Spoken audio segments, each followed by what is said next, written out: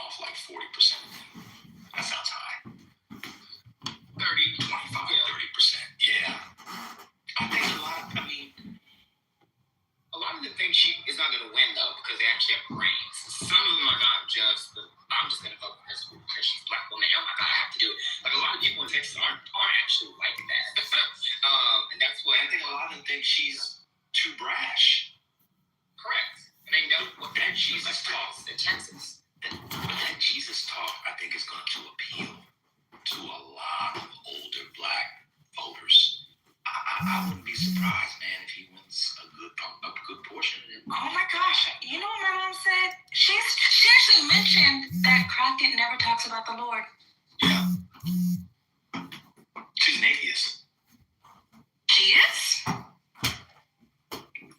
mean, she's an atheist like all of you are atheists. You said you're like culturally Christian, but like y'all don't really believe Jesus walked on water. Y'all don't really believe he was resurrected on the third day. Y'all don't really believe. Not too much.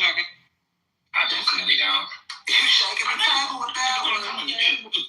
Yeah, I mean, I'm a Jew. But these old black people believe that Mary, peace be upon her, was in fact impregnated by God. They believe that. These people are mentally ill. Well, that's a different discussion. Ben, to your point, when you played the Talarico speaking yesterday, and when he got to the point about grief, I was like, the black Christians here, the AME, as an AME girly, I was like, oh yeah. Yeah, they love that. He's speaking on my time right now. He's speaking to me that they would eat this shit up every day. This speaks to the core of what they believe. This very much would get black people, well, the churchy Christian, at least AME girls, I don't know about the Baptist girls, I can't speak to them, but at least the AME people who go to church, oh yeah, that would get them fired up. Because it's just like for me, as an AME girly, it's very aligned with what I believe. So I was just like, oh yeah. I'm mad at you saying the Baptists aren't saved. Oh no, that's not what I'm saying. I can't speak to y'all's experience. I can't speak to whether or not it speaks to y'all the same way it spoke to me. That's what I'm saying. You know, they're not. You don't have to back I'm a coach's girly, and from a past life, and it spoke to me. I wanted to say glory. She's at work. She can't speak louder. She said, and I'm going to say glory. She said in her work voice. It was like, give me the chicken Caesar wrap. Glory. Y'all, I have a question for y'all because I don't know. Has Talarico done the black church forward thing, or he refused to do that? He did it already. He did it before she even jumped in the campaign. Oh, he is doing it? Yep. Oh, boy. I praised him for it, like, what was that, November, when he did it? And I was like, look at him, he's been with the past. He's been with the black. Let me see what Freddie Haynes said about the Senate race. Texas Senate. No, I'm not a surrogate of Talarico, Obion. I just have a brain, unlike several other, niggas that run around this app, It's just sad. I thought that we all had brains, but sometimes I guess people chose Timu to buy theirs. I didn't, Wait a minute. So, what high profile Texas endorsements has she gotten? I know she got Angela also Brooks, but that doesn't really do much. Senator from Maryland, but did she get any of the, did Al Green endorse her? Al Green, right? He didn't? No, that's curious. He doesn't have any U.S. congressional endorsements. That's curious to me. None of her colleagues in the Democratic caucus endorsed her. Oh, I didn't see that. I didn't see anyone in the. I didn't see that. I didn't see anyone in U.S. Congress endorse her. Has someone? Did I miss? I don't know. I'm googling it now. I don't see. I just know the Emily List endorsed her because they endorse anyone that has a vagina. So. Pastor Hayes, if I'm not mistaken, has been Jasmine's spiritual advisor for a couple of years now. Who? Pastor Hayes. Yeah, She allegedly goes to friendship. No, that girl has not allegedly in years. Wait a minute. So why didn't he endorse her for Senate? I mean, Castro didn't even do it. I mean, I'm sorry, even the San Antonio mayor Castro, who ain't doing shit, working for some like get off the vote organization, he didn't even endorse. Like she's not gotten any major. I'm sorry, I'm not sure any names. She's not. I mean, also Brooks, congrats. Heinrich endorsed Federico. Combs basically soft endorsed Federico, like leadership likes him. She's not gotten anywhere. Her bestie AOC hasn't endorsed her. She went and followed Tallarico after the hoopla. So Something's off. Colin Allred, he endorsed. I'm looking at her I'm trying to find her endorsements now. Okay, see every start. No. Something's off. There's a labor union out here that has endorsed her as well. I forget the name of it, but I know she has a couple of unions behind her. Is it the Black Workers of America in Texas chapter? I think so. I believe so. That, and then there's a super PAC, the Emily PAC, that's endorsing her as well. Something's off. I don't see let me look here. None of her colleagues in the House have endorsed her. Something is off. Something's off. Kim, she went and visited that little boy that they was holding up the detention facility with Castro, Joaquin Castro. She posted a picture of the two of them talking to the little boy. When Castro posted it, he didn't even post her in the photo. It was just him. He intentionally distanced himself from looking like he was endorsing her or doing work with her, with that little boy who got detained. I'm not trying to be mean, but baby, they don't want nothing to do with you. They don't. And that's a fact, because remember the interview he did? He said Jasmine and I. Correct. No, that was very cool. Yeah. But the problem is not even, I'm worried, say she wins the nomination. Even then, something, this is weird. All of this, plus the Texas Black Democrat Coalition, it's just a lot. Something's wrong.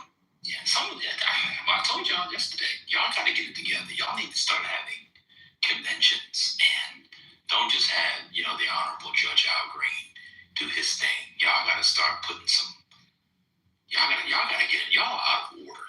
Now, I blame feminism, but y'all can blame whatever you want to blame, but y'all are out of order. The problem with the world, politically, socially, is people are out of order. Feminism is to blame for a lot of it, but y'all got to get in order, Kimberly. It's terrible. I agree with you. That's why the Black family is now strong. Mm-hmm.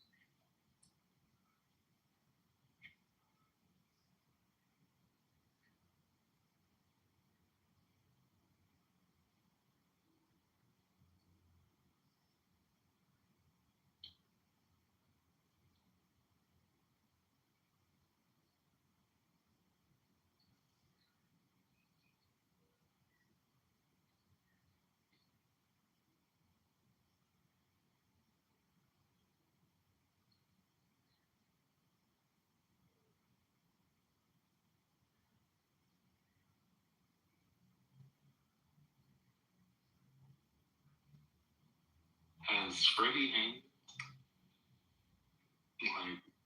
done any public events? Has Freddie Haynes done any public event? Or said anything? I don't know. He was on the news. I haven't looked. Oh, okay. Oh, yeah. Oh, in the district? Yeah. Oh, for sure. Yeah, I've seen stuff online. Okay. I haven't looked, so I get that. He's always kind of public, when he goes to the store, if you know what I mean. Yeah, he's done some stuff. Okay. Yeah, for sure. I can't wait till he's in Congress.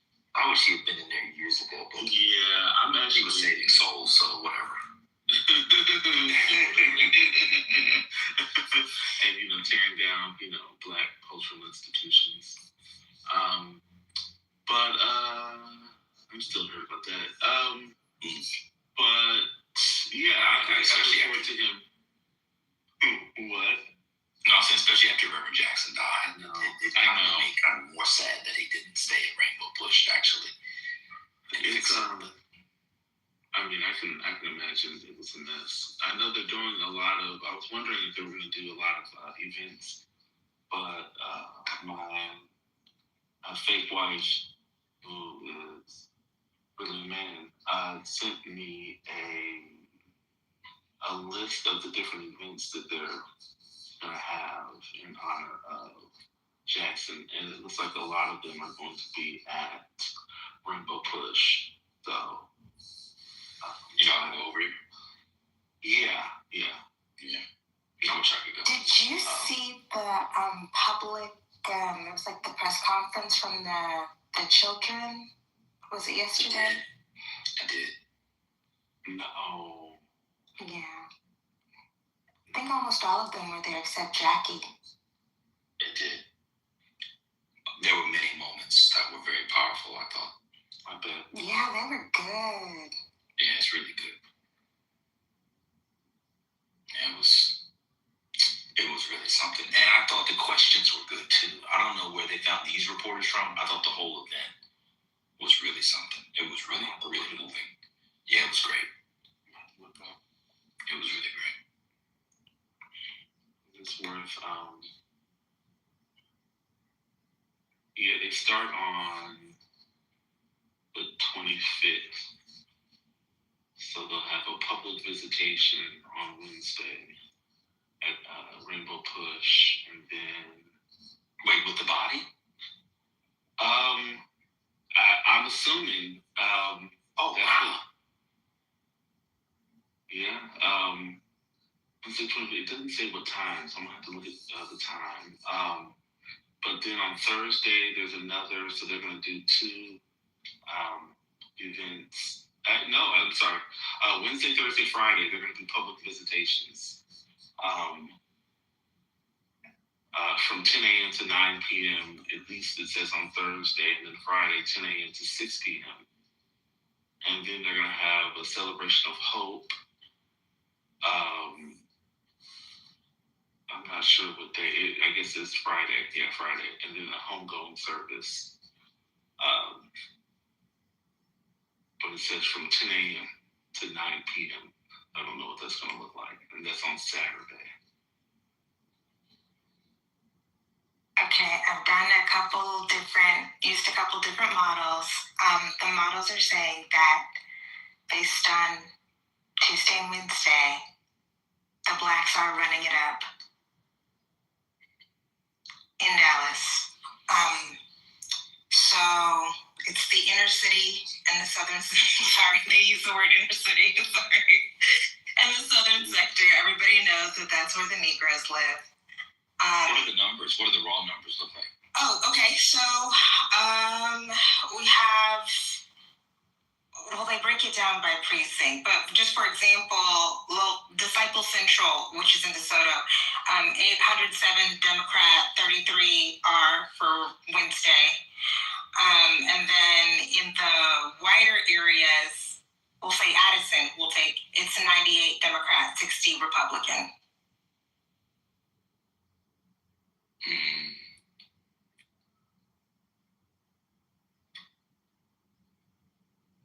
So the analysis from both ChatGPT 5.2 Pro and Gemini 3 Pro is that the inner city, southern sector, and the older inner ring suburbs, which is also where there are more Negroes, they are outpacing turnout than in the northern suburbs and the exurbs, which are more racially diverse, shall we say.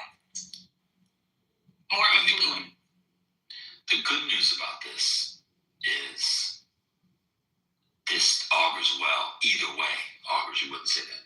Bodes well either way for the general. So that's good. That's good. That's really good. Don't you guys think? Yes. Those things people I love, look, Black people being empowered to exercise the franchise, I support.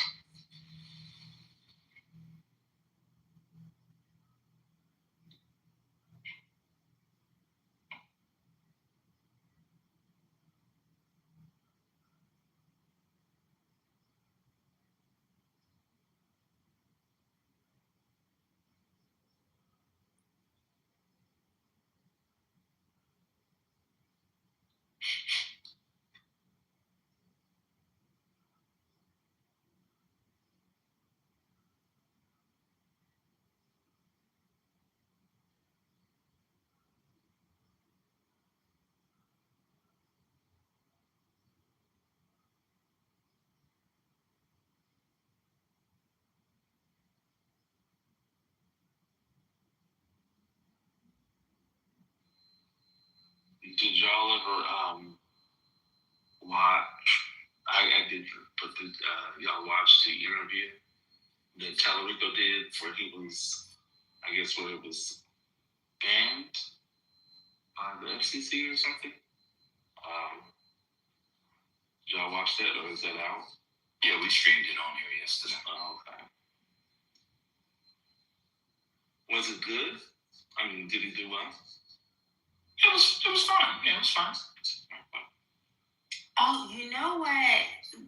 We got distracted, and then this turned into, mongrel fighting. We never played Ossoff. That speech that everybody was talking about, that had the talk about the Epstein class.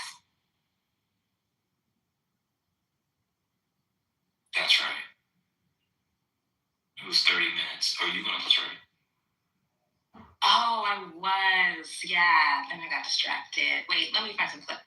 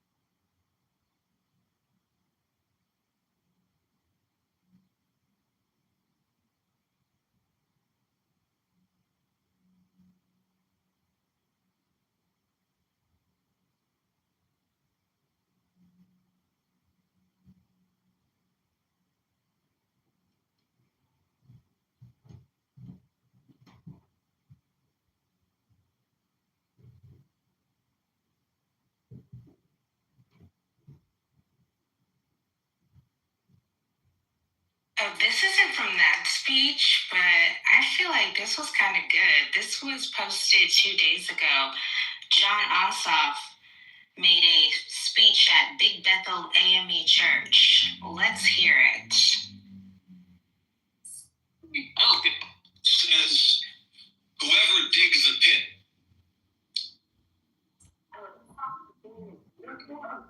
Whoever digs a pit will fall into it.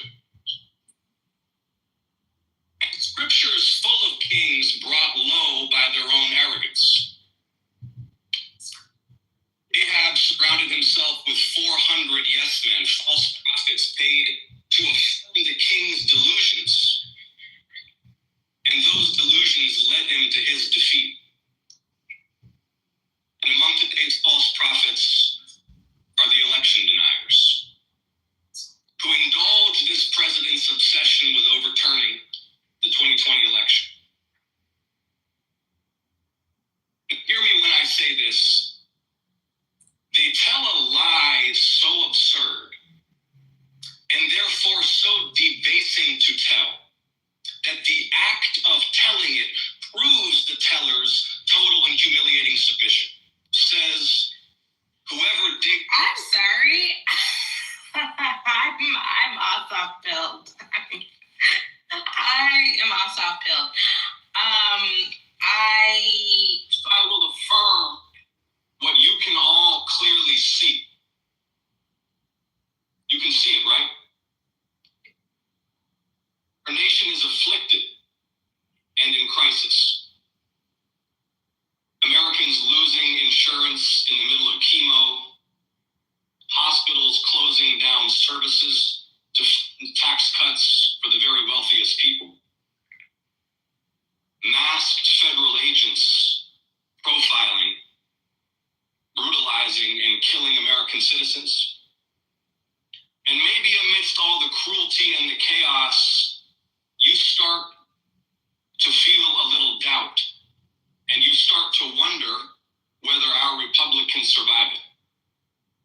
A government transformed into a tool of one man's vengeance and enrichment. A spiritually broken president who digs the moral pit deeper and deeper. The pastor proverb says, whoever digs a pit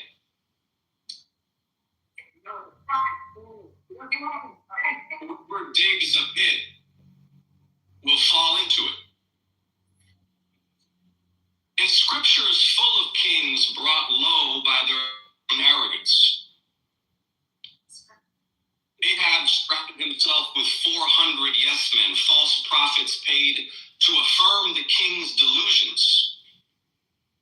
And those delusions led him to his defeat. And among today's false prophets are the election deniers, who indulge this president's obsession with overturning the 2020 election. Now, hear me when I say this. They tell a lie so absurd and therefore so debasing to tell that the act of telling it proves the teller's total and humiliating submission. Okay, I know that I'd already played that last part, but I am on the off train. I'm sorry. I just think it's good. Very, he has a presence. Probably photographs better than, probably more photogenic than he, is in the video, but that's okay. That's fine. Takes a good picture. I'm awesome.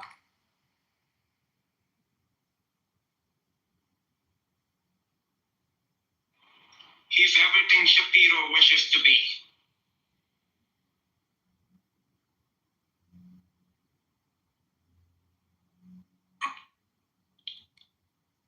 Oh, y'all want to hear the whole thing? Okay, wait, let me find.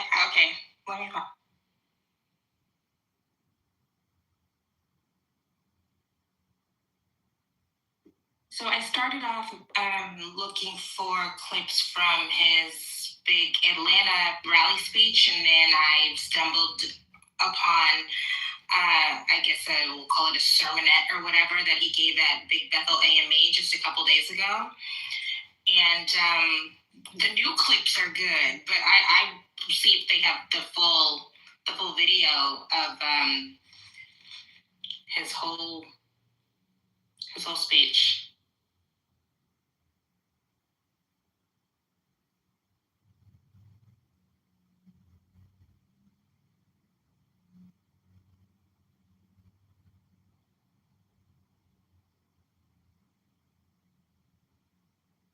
Oh, it's only 9 minutes. I'm about to play it. Please stand to your feet as we receive a champion for justice, our United States Senator, John Ossoff.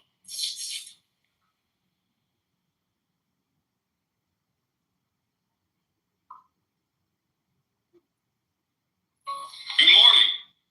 Good morning. It is such an honor to be back at Big Bethel on this hallowed ground. Thank you, Pastor Jay, for that kind introduction. Where did the First Lady go?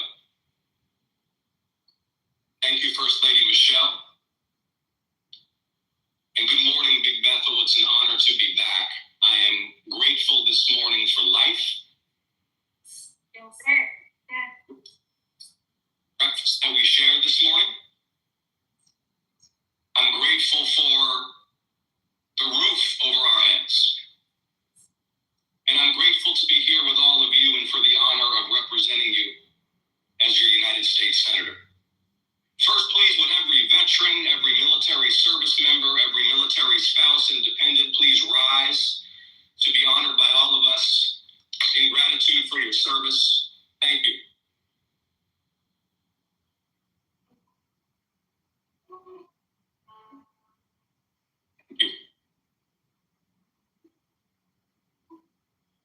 Now, first, I will affirm what you can all clearly see. You can see it, right? Our nation is afflicted and in crisis. Americans losing insurance in the middle of chemo, hospitals closing down services to fund tax cuts for the very wealthiest people. Masked federal agents profiling, brutalizing, and killing American citizens. And maybe amidst all the cruelty and the chaos, you start to feel a little doubt, and you start to wonder whether our republic can survive it. A government transformed into a tool of one man's vengeance and enrichment. A spiritually broken president who digs the moral pit deeper and deeper. Pastor Proverbs says, whoever digs a pit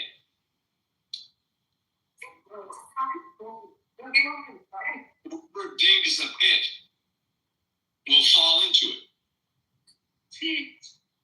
And scripture is full of kings brought low by their own arrogance. Ahab surrounded himself with 400 yes men, false prophets paid to affirm the king's delusions. And those delusions led him to his defeat. And among today's false prophets are the election deniers, who indulge this president's obsession with overturning the 2020 election. Now hear me when I say this. They tell a lie so absurd and therefore so debasing to tell that the act of telling it proves the teller's total and humiliating submission. Just consider that the sitting Attorney General of the United States and the Director of the FBI refused to accept Trump's defeat in the 2020 election, an election he lost by 74 electoral college votes and 7 million popular votes, the widest margin of defeat since John McCain in 2008. Just think about that. And since now they're wielding the power of state to rewrite history, we have to remind everyone that Trump didn't just lose Georgia. He lost Arizona. He lost Michigan. He lost Nevada. He lost Pennsylvania. He lost Wisconsin. And then he tried to cling to power. Tried to intimidate Georgia officials to find him more votes. Ginned up a mob that tried to hang his own vice president. And today still obsesses over his shame. So he sent them to Fulton County. Seize your ballots on a pack of lies. Now, why Fulton?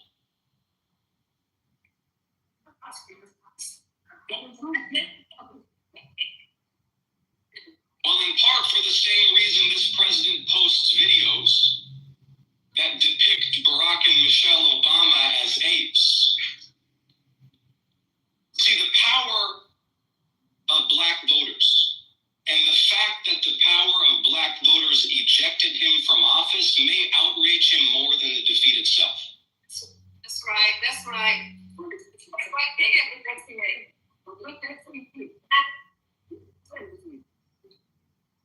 And so he tries to delegitimize your exercise of power.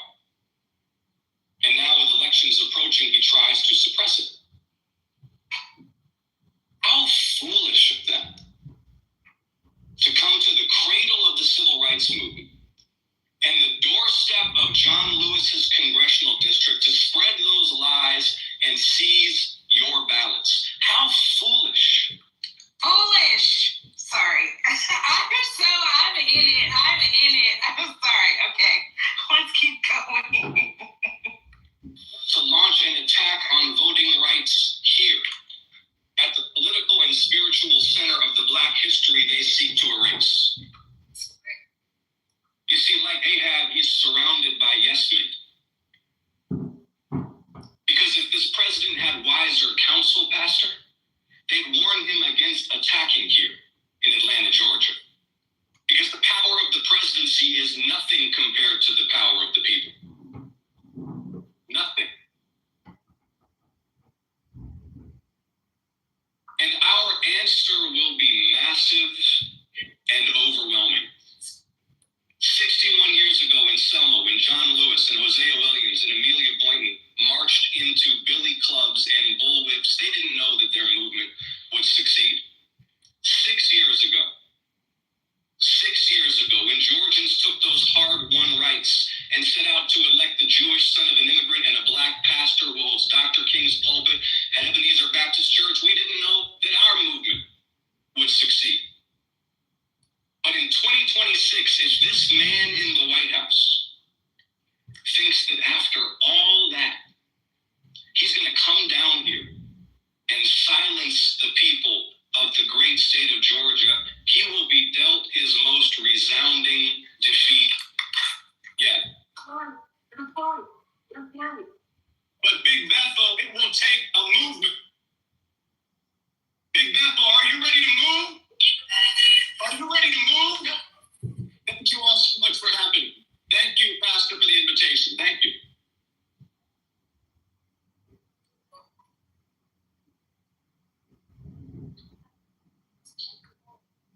My God.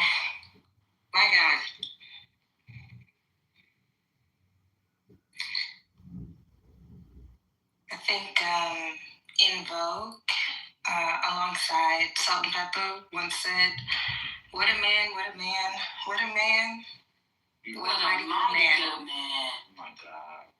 Glory. You know what? If I could go back.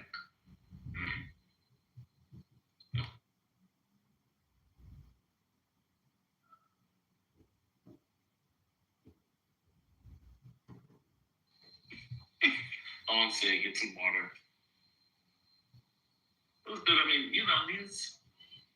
I wouldn't expect anyone, anything less from a Georgetown educated man who also, where do you go?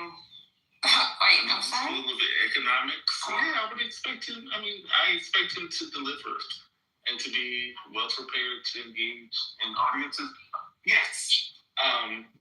To engage, with his constituents and in a way that seems familiar to them. Yeah. Thank you.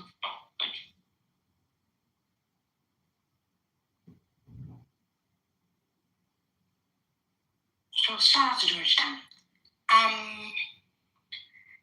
Yeah, I just thought it was good. I think people try to downplay the importance of an ability to say the words, say them convincingly, say them in a compelling manner. I don't, because I'm a realist. I just think he's good. He looks good. He talks good, as the old folks say. I'm Asap build.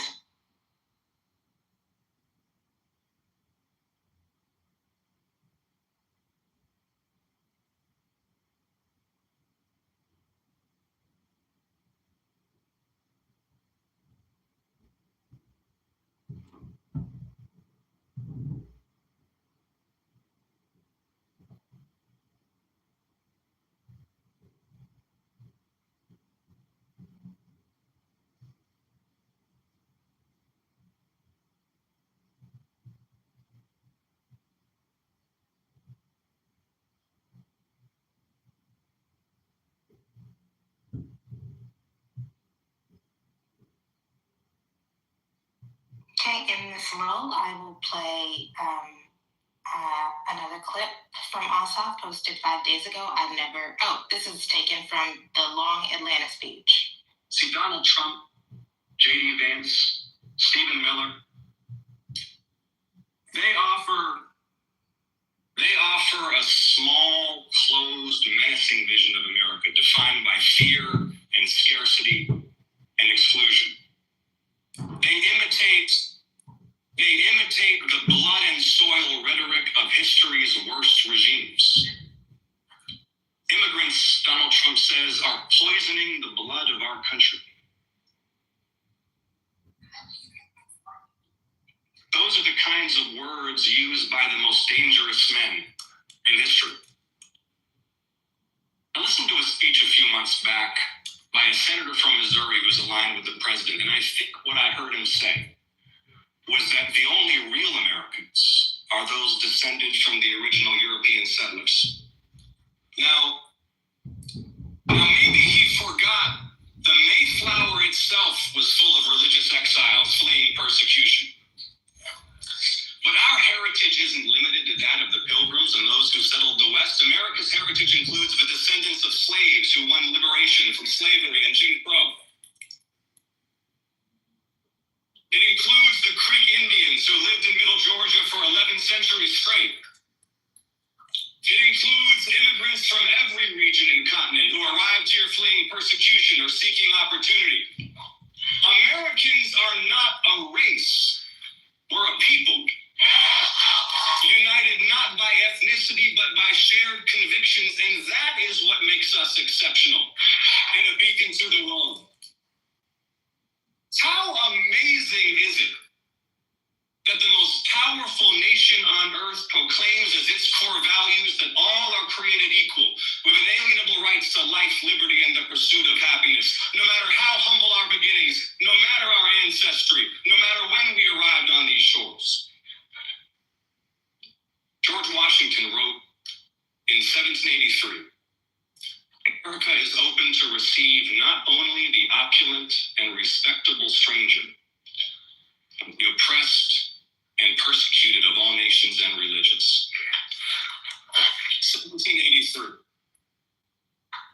Atlanta, that's a legacy worth protecting. And I was thinking the other day, what would the founders think if they visited us today? Well, they would see that slavery had been abolished. They would see that Americans without land and then women and then the descendants of slaves had secured voting rights. That American leadership in science and discovery had propelled knowledge and technology to unimaginable heights. They would see that the United States had become the superpower that defeated Nazism and communism. They would see a pluralist democracy, people of all colors descended from every point on earth, stitched together out of many nations into one, still the greatest hope for mankind. But they would also learn that of the world's great rich nations, American life expectancy is the lowest, while our childhood poverty, murder, and maternal mortality rates are the highest. They would see a nation that at the height of its wealth and power fell into the very traps they most feared, the dominance of special interests.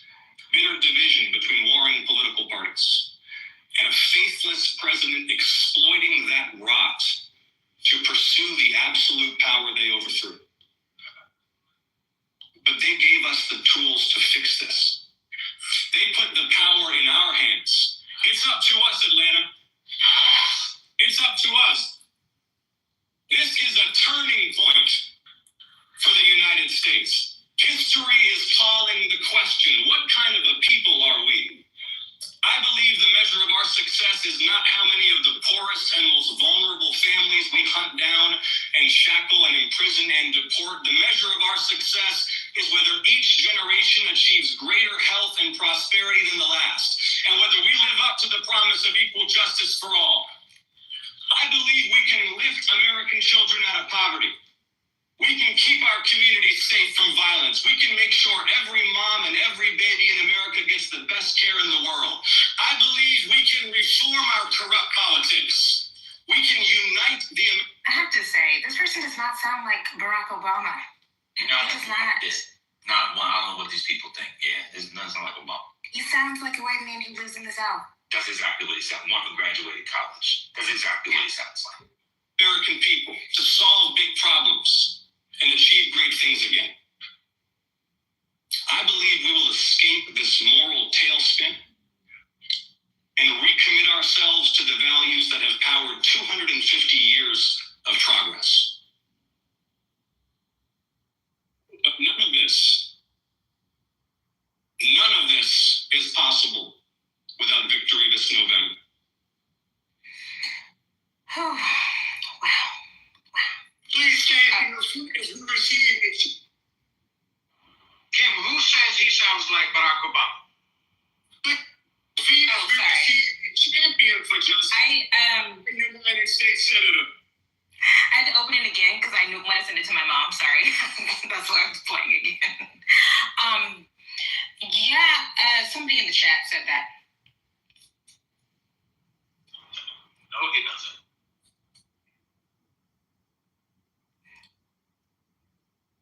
Are y'all up for one more 5-minute clip? This was posted yesterday. It doesn't have a whole lot of views yet. I've never seen it. It says, Alsop, the power of the presidency is nothing compared to the power of the people.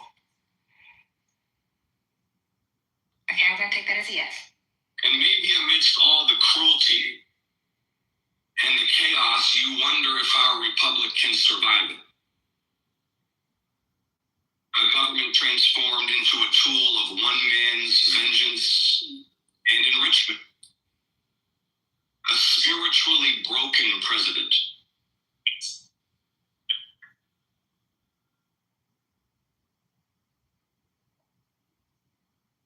Okay, so I didn't look at what this is, but it's a delta something. It's a delta something.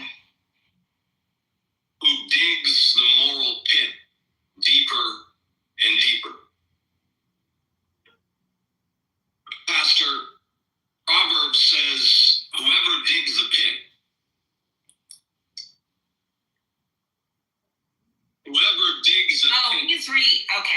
he's rehashing what he did a couple days earlier.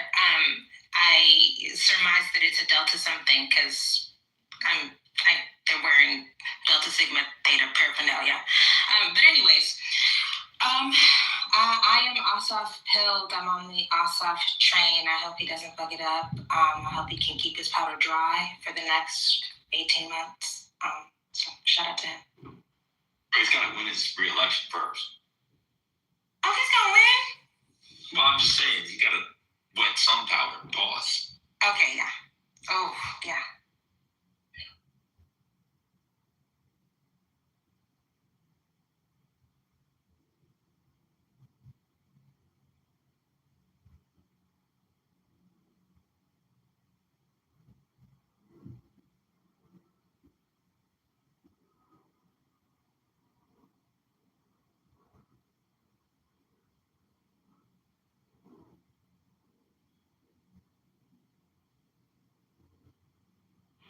And you think if he pulls it off, he will just make the jump to the 28th race immediately, or? Oh, for sure. I think it'd be, very, very quickly after. He stands a chance. I can see a scenario where he can galvanize. I mean, you can. For sure, he win Georgia. You know, he could win Georgia. You know, that's a selling point. He's young, energetic, thoughtful. No city scandals. He doesn't come off as the wokey woke that they would try to do. The Republicans don't really say much about him. There's not much to say. He kind of keeps his head down and does his work. Mm-hmm. Yep. And he knows when to stick his head up and put it back down. He's very savvy. Warnock as well. The two Democrats in Georgia are very savvy. They know when to put their heads up and put their heads down. I mean, to be a Democrat in the South, you know, with a statewide election, yeah, you gotta be able to navigate. That's why I think there may be, you know, folks from the South, Democrats from the South have probably a better chance at the nomination in 2028. I think you just have to be able to navigate those Republican spaces and, you know, weather those arguments. I think this is. Oh, for sure. But I mean, like, even in the Senate, when they do Senate hearings and stuff, he Oh yeah, he's good at it. He's serious, and he doesn't find himself shucking or jiving, let alone shucking and jiving. You know, they do a very good job of that. It was nice to hear that he didn't throw on a cadence. You know, he doesn't have a draw, like I said in chat. Like, he doesn't have a Southern accent, but he definitely speaks at the speed of a Southerner, of a genteel Southerner. And, you know, says all the things you would want. You know, I don't hear white people frequently say that they're thankful for another day. You know, I'm just thankful, you know, for you know, my life, health, and strength. That's not something that white people normally say. So he was able to say that as a white person, but in a way that I think connects obviously with Black audiences, Black religious audiences, particularly, in a way that didn't have him like moaning and reaching into some artificial Negro spiritual. Yeah. Oh, yeah, it's from the South. I understand. Oh, okay. But I'm saying that North Southerners. You know what? I mean, since you don't have much familiarity from the South, given where you live and where you're from, some blacks can take you to the South to see how the white people are. Okay. Yeah. That's what we were told the other day. None of us live in the South or lived in the South. Remember that? We were told that yesterday. Oh, well, I mean, you definitely don't. You know, Never. I've never been there. In fact. You've never been there. And in fact, clearly you haven't either. I just defend Texas, but I'm not. Apparently, I crash out on Texas, but I'm definitely not there, and I've never lived there. Oh, I have some updates from ChatGPT 5.2 Pro. All right, so I asked them to run it again and do a different kind of analysis. So the second analysis shows that the most Democratic votes in Dallas County have come from the Oak Lawn Branch Library. Now, I don't know if y'all know Dallas. I moved to Oak Lawn at first when I moved here. It's the neighborhood. Oak Lawn and Cedar Spring. It's the neighborhood. So they have the highest Democratic turnout. It's a very educated, uppity, obviously progressive. That's where this big Texas Supreme Court fight over rainbow sidewalks has happened. So the AI is telling me that is a good sign for Tellerico. And then the next highest is Friendship West Baptist Church. They have the second highest Democratic voter turnout. And of course, we know what that is. So, looks like it's a bite. It's a bite.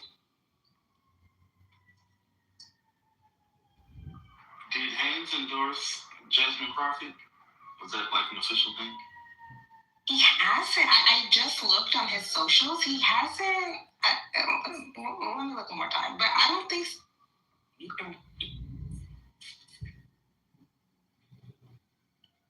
She must not be paying the toll.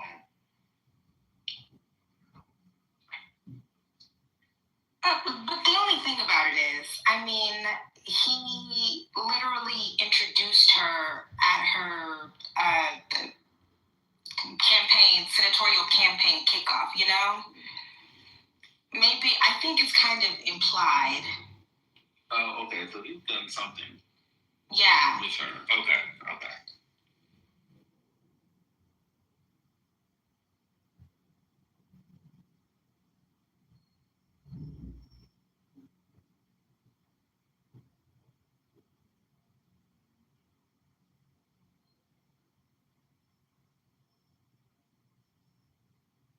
I'm sad that I moved from the district that I never lived in because I feel like, I mean, he's already very present and visible. I feel like he would be a much more active congressperson in the community, visible, accessible. So, shout out to Texas 30.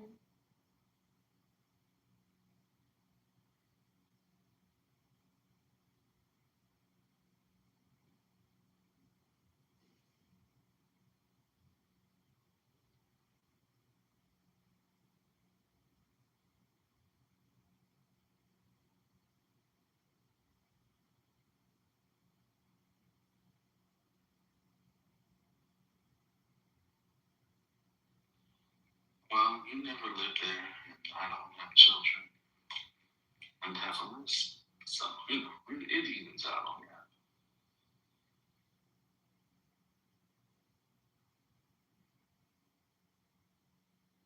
So this is interesting. I see Texas Democrats endorsed Haynes. Justice Democrats, I'm sorry. The Justice Democrats have endorsed Haynes. You know who they have not endorsed? Okay, sorry, I'm just saying.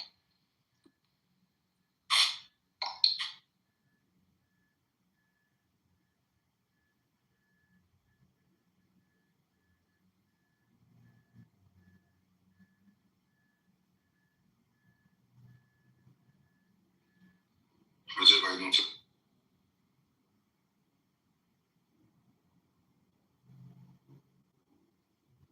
Wonderful.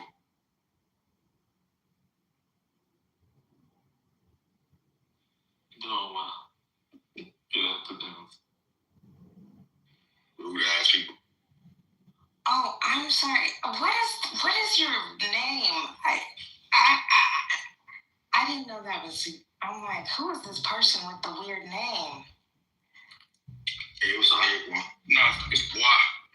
Let's do a class. Oh, is that me being xenophobic? I apologize. The person that speaks the worst English is in the class. Bois. Okay. Bois. There we go. I'm sorry. Now you good. Haitian's been broke. Well, I think we've all been broke on this app at one point in time. Oh, yeah, I'm broken. Hey, what's up, man? It's all good.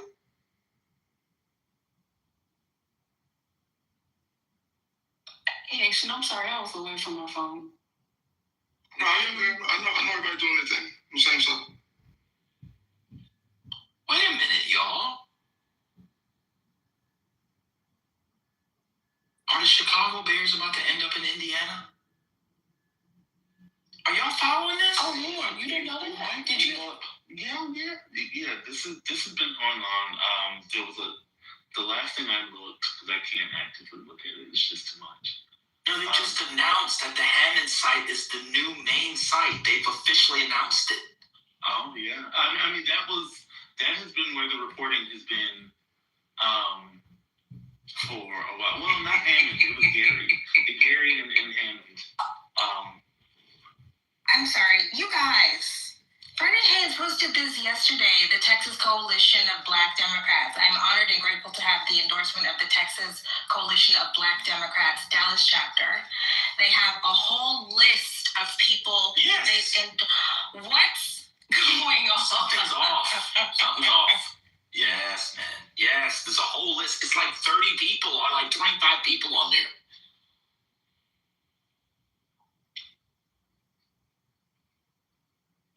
Yeah, something's off.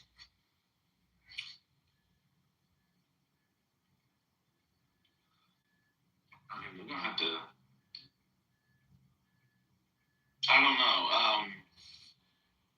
You know, what is the cost of them endorsing, especially, you know, Crockett, and she doesn't win, and you do need those voters to decide that they're going to vote during the general election, you know, in November.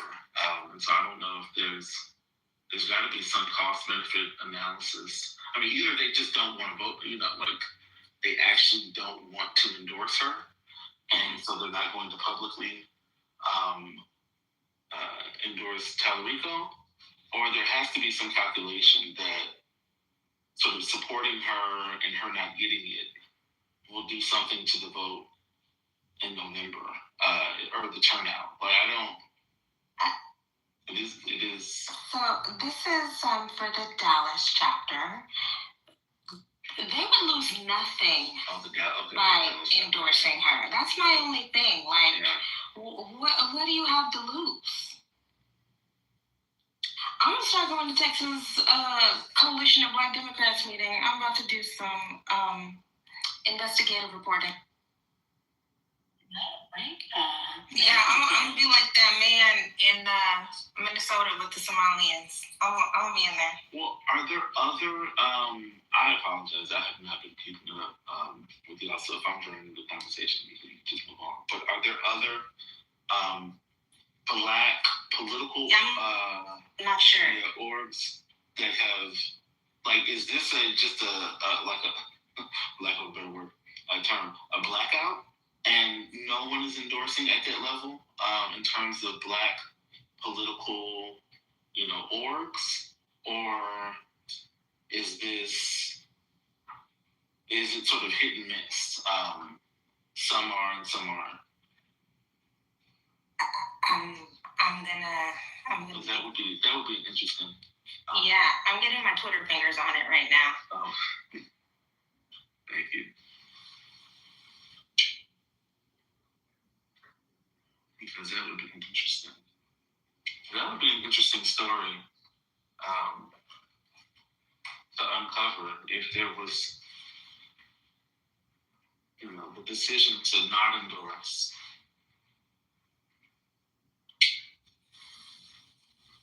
One trying to just stay out of it.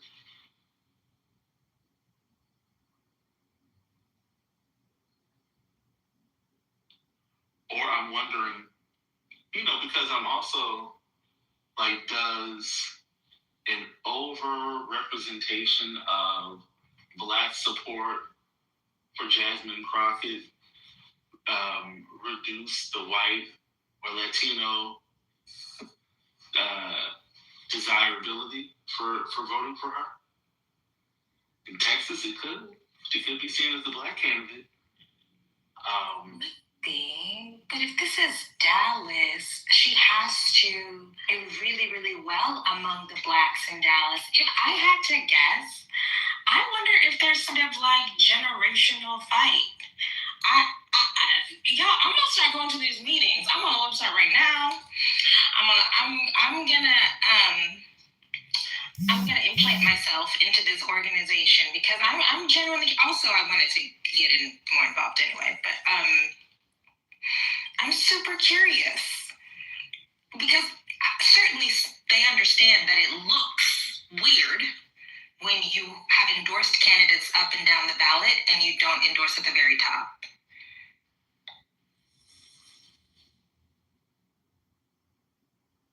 This is a recap of yesterday's crash out.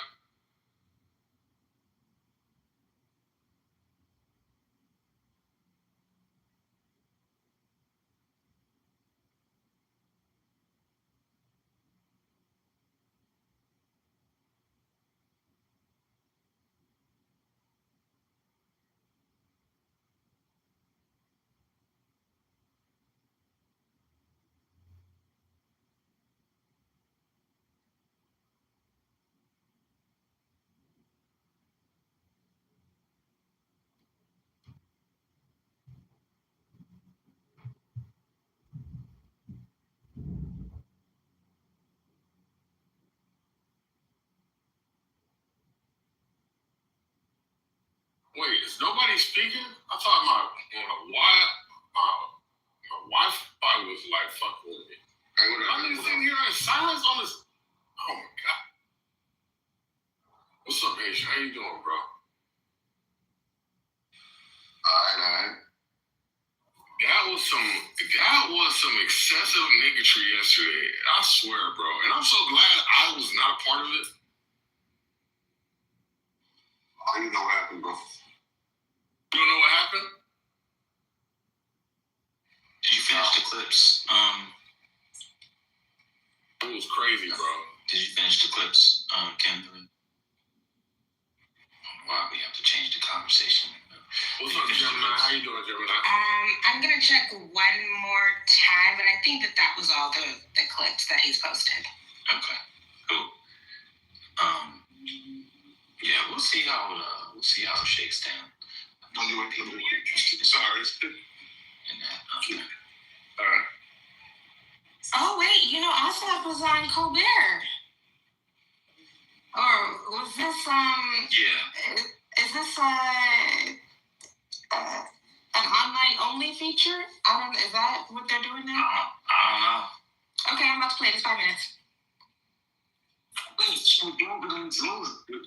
Hey everybody, we're back with Senator John Ossoff of Georgia.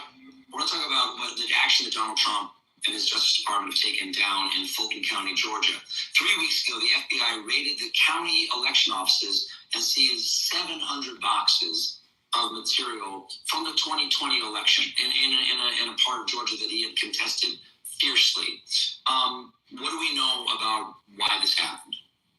Look, this all goes back to the president's obsession with overturning the 2020 election. And you all will recall that so many of his conspiracies began in the state of Georgia. Remember, he called Georgia's Secretary of State, our top elections official, in Raffensperger, and he asked him, he intimidated him, he pressured him to, quote, find him exactly the number of votes that he needed to win in a state that he had lost. And his lies about Georgia were part of what ginned up that mob that sacked the U.S. Capitol and tried to hang his own vice president.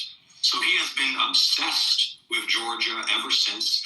And I think what we're seeing is that he is wielding official power and wielding federal law enforcement in order to try to pursue his obsessions with overturning the 2020. Are we allowed to offer criticism? Because I am going to do that.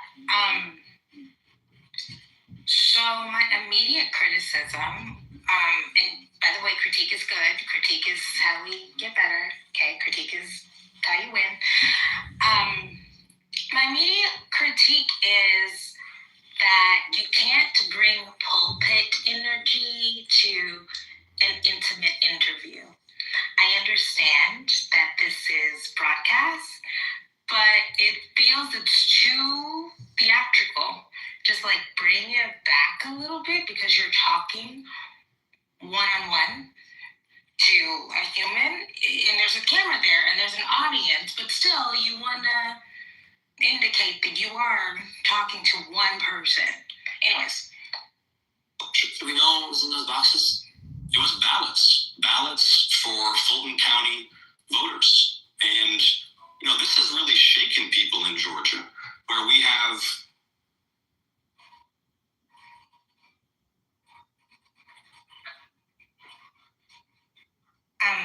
Yeah, big sister, as somebody, if you've given interviews if you've been interviewed, if you've spoken from a pulpit, you understand the difference, right? You present yourself differently in different venues. That's what I'm saying.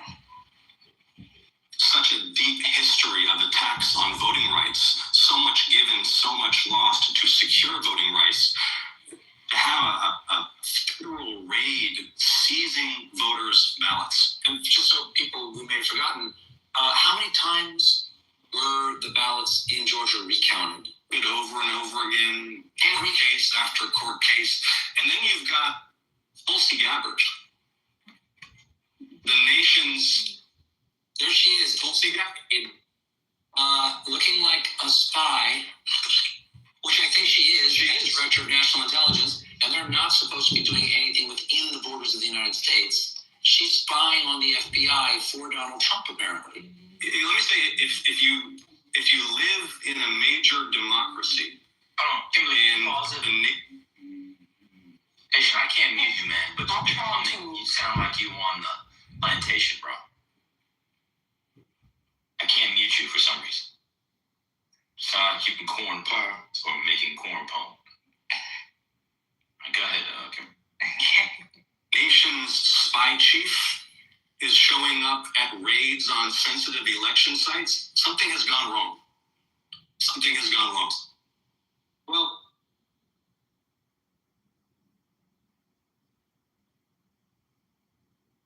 one of your mentors is a man I greatly admire, and that was John Lewis.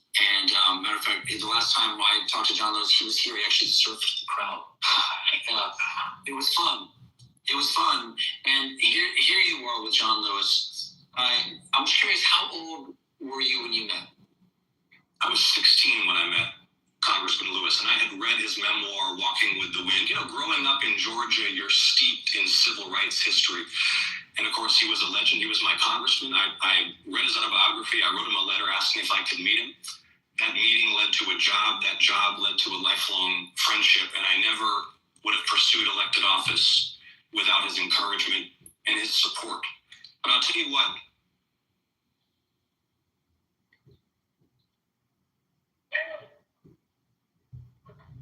You would have very high expectations of all of us at this moment in our country's history. What do you think he would say to us?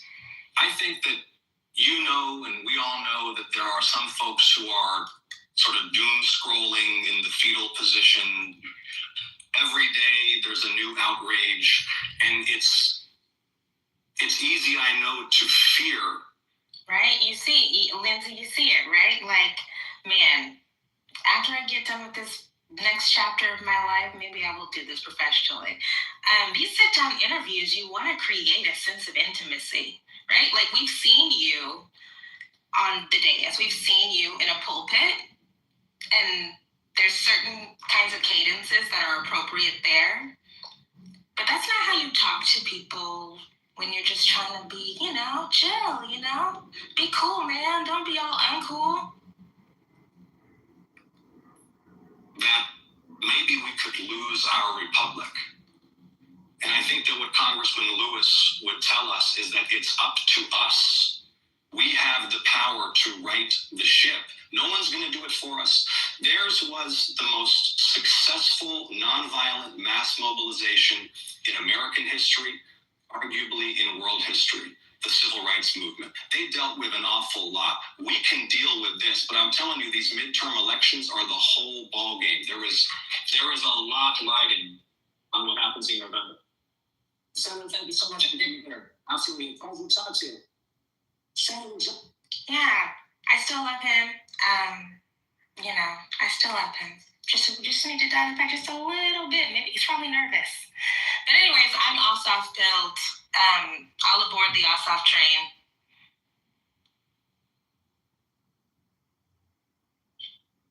If we're looking at young senators or young people who are senators for our side, which is to say the plantation side, I still think Gallego is a better candidate than Ossoff, but it doesn't matter. I'll take anybody but whoever the Republicans nominate. Vote blue no matter who. Plantation, neck bones, and banjos all around. Neck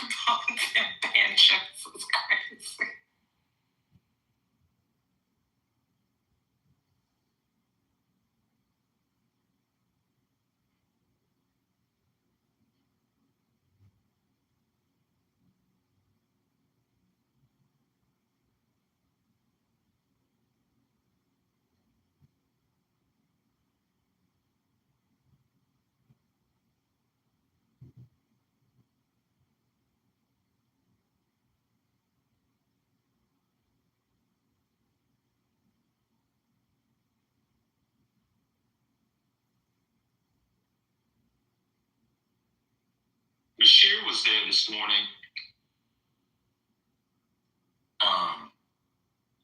Yeah, you know, to Fish Billy's point, Tambo was always an interesting figure. You know, I would have liked to have met Tambo over Mr. Bones myself if I ever did a minstrel show.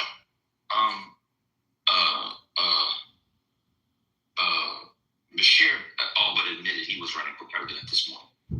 I don't know if people saw that. I saw an interview with Pritzker.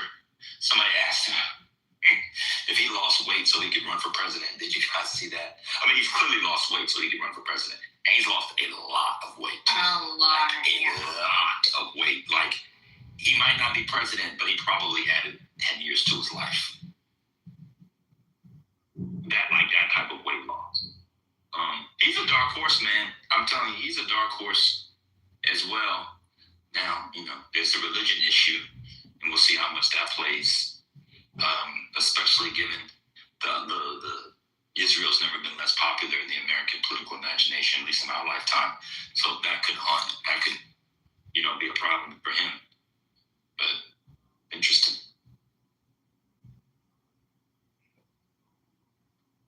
I like Pritzker. Everybody likes their friendly neighborhood billionaire. That lane is wide open for him. Yeah, I don't think the billionaire will matter because he's governed like a progressive in Illinois and been reelected overwhelmingly, which is, I don't know, one of maybe the bluest of maybe the second bluest of the big states, of the major states. So I don't think the billionaire thing will matter. He doesn't, you know. America just elected a billionaire. No, I'm saying that I think that works for him. Yeah, I know. Somebody in the chat said it was an issue. Oh. I'm just saying. I don't understand. I don't think it's going to be an issue. I don't think it's an issue.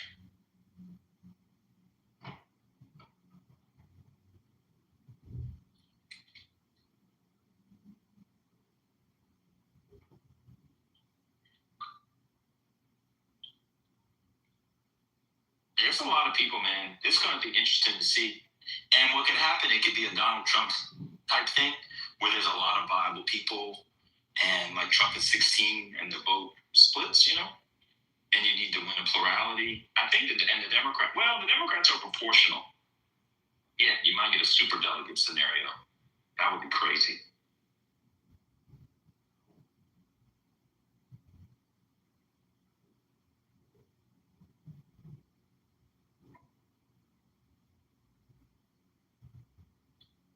But yeah, he's Jewish. Ossoff is Jewish.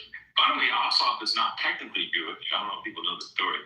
But his mama was not Jewish. His daddy was Jewish. And he didn't convert to Judaism. Oh, that doesn't even count. Well, he did convert officially. I think he had bar mitzvah. I think he bar mitzvahed. Oh. Yeah. So. Yeah.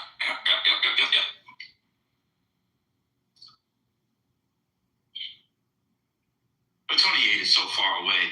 Jamel Bowie did a thing. I don't know if y'all follow Jamel Bowie's shorts, and he did a good short where it was like arguing about the 2028 election at this point is stupid, which is true. What's the poly market say about the Senate, Kimberly? Have you seen it? I have not. Do they give the Democrats better than the 30% shot? I'll pull it up. Okay. The poly market, go. The poly market. That's what Omar kept saying. I mocked him, and he was right. Poly market is Republican Party 60%, Democratic Party 40%. Wow! That's good. That's good. $1 for those odds. That's good. That's insane. With this math, I think it's class 2. I'm not math yet. That's crazy. This is a nasty class 2 math too. For them to be at 40% is insane. So I guess people think that Susan Collins is really going to lose. Oh, the great Susan Collins finally goes down. My Susan Collins oftentimes transfigures or transmogrifies rather into a Diane Rehm. So I apologize. For those of you who remember the great Diane Rehm.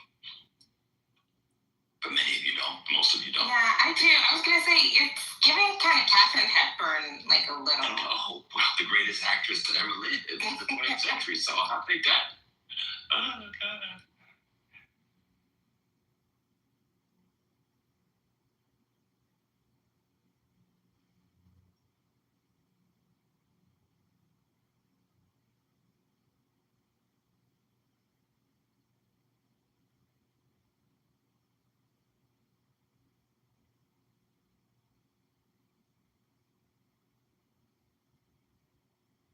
She is also 60-40.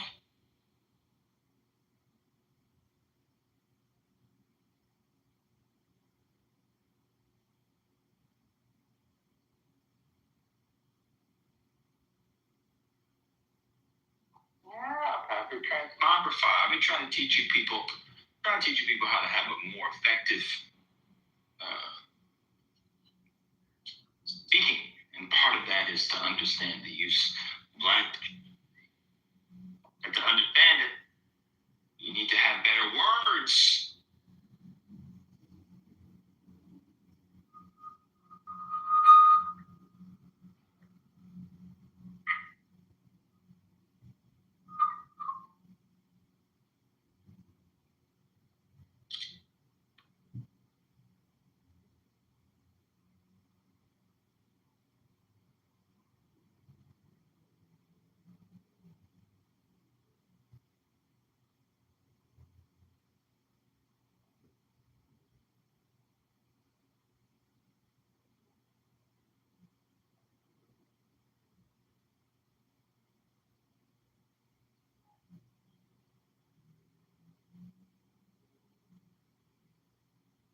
Well, since this is a long conversation, Kimberly Foster, are you there?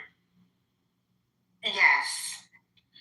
I think we've talked about this before, but do you remember there's a podcast of the family, and it's the two kids, adult kids who are liberal, and the parents are maggots, but with every year, the older and older the dad gets, the more he turns into a full-blown Nazi. Yeah, I mean, the dad also is demented. We've all, okay, yeah. Tonight's conversation, did you see Dean Withers was on it? Not Dean Withers, the other boy, what's the other boy's name? I like him better than Dean Withers, what's his name? What's his name?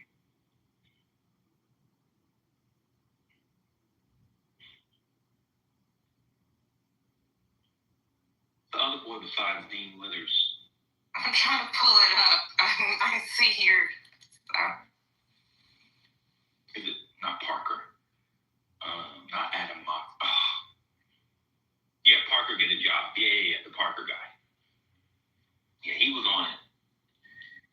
The dad was saying, the problem with y'all liberals are dumb, and some of you fucking stupid.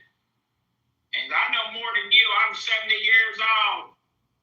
He said, well, let's see. How many people are there in Congress? 425. And the guy said, that's close enough, 435.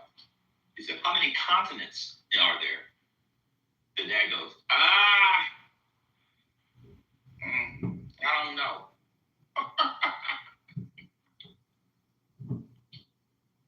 And then I was watching it. The dad was like, I'm a fucking Catholic. We don't use the Bible. I don't use no fucking Bible. That's what he said. That's what he said. Yeah. Catholics don't use, I said, oh my God. We never had the Bible. When I went to church, they didn't read from the Bible. The mother was like, yes, we did. What show is that? What's happening? It's this guy called, what's it called?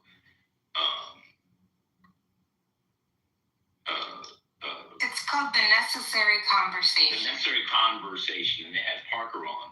But it's the original show with the two kids. They're very liberal, and their parents are just huge maggots who, over time, the dad's got dementia or getting dementia. They just turn into horrible racists. I mean, it's been really bad. But, the mom, I think because the dad is drifting off to wherever he's drifting off to, the mom does open in the conversations. Where does it come on now? It's on YouTube. Oh, okay, it's on YouTube channel. I'm in the chat. Hold on. His point wasn't that people flout the rules of the Bible. His point was the Catholics don't use the Bible, that they don't read verses from the Bible. I have to remember how to Churches go 100% against the Bible, so he ain't lying with it. Okay. You have to watch the video. The point is that the guy is done. I mean, whatever, bro. Yeah, and period, that's not even fucking accurate, because I would have got to school. Also, remember how to fucking read the rosary. Of course they quote Jesus out of the Bible. I mean, of course. That was the point. It wasn't like all that. He wasn't making the claim they don't 100% hold up the Bible. Like, no. Yeah, the dad does have dementia. People, when they get on, they get mean. Something clicks off in your brain where the mean thing clicks in oftentimes. That happened to my grandpa. Okay. There was, not too long ago on there, I actually, for the first time ever, the dad was talking about, he was abandoned by his parents. I don't know if y'all saw that one. Yeah. Oh, okay. Yeah. Yeah. Yeah, and I just decided when the lady was just like, she was like, well, I was going to take care of my kids. But see, it's odd because the daughter has talked about growing up being verbally and physically abused by her dad. Yeah. It's a mess. Did you see the one where they went to the house and he gave a tour of the house? No, I haven't seen that one. Ugh, their house looks exactly like you would think it looked. I bet you it was moldy and smelly. And here we got all my Trump gear.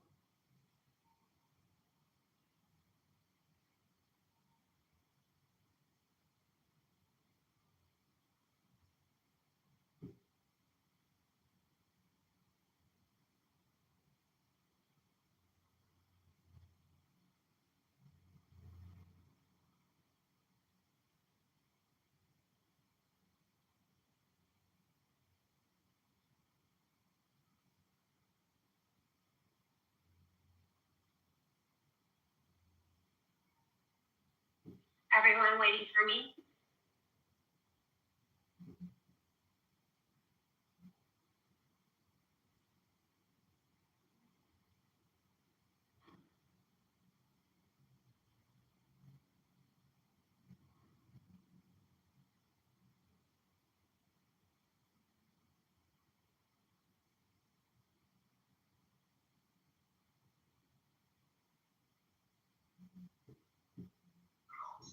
Anybody watching the Black and Jewish documentary? You watching the Kimberly Foster?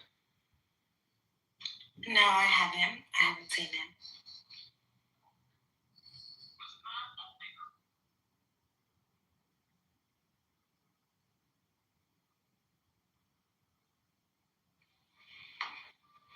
Hey everyone.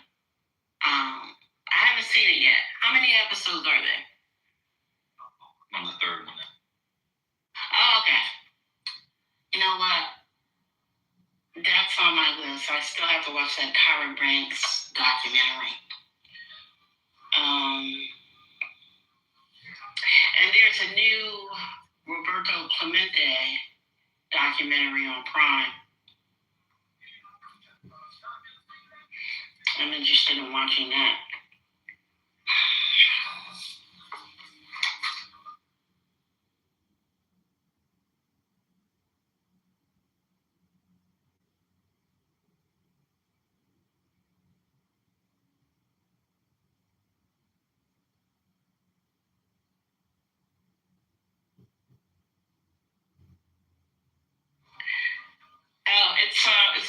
Black and Jewish American series. It's on PBS. Yeah. But you probably didn't go onto the website and watch the first 2 episodes. Yeah, they're on YouTube. I just looked at it.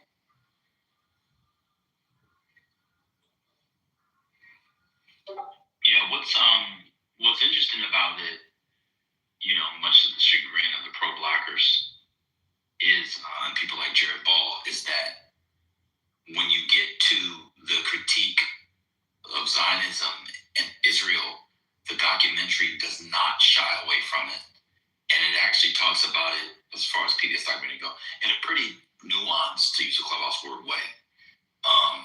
I was like, wait, why have I heard? Because you were crashing and playing clips from it. Oh, okay. Yes, part 1. Yes, that's correct.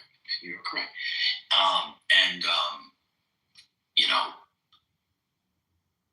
It's a pretty. I mean, the documentary is he's not shying away from the tensions and the relevant Baldwin clips and everything. They show all the stuff. It's not bad.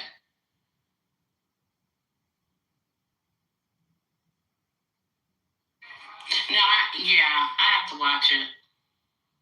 I don't know why I'm not watching it. But I need to get to it.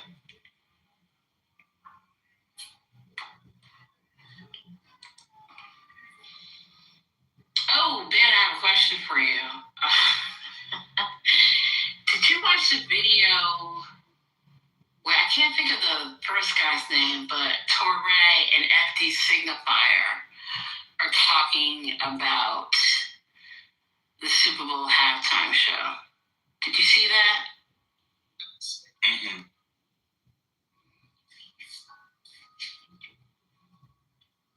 And then you put out a four-hour video on Tyler Perry. I'm not watching that. FD Signifier is very popular.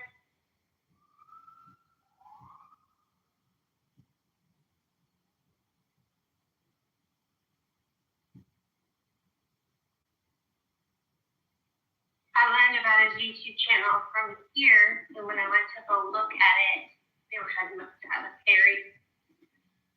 I saw that he did something on Charlie Kirk, so I wondered if it was worth my time.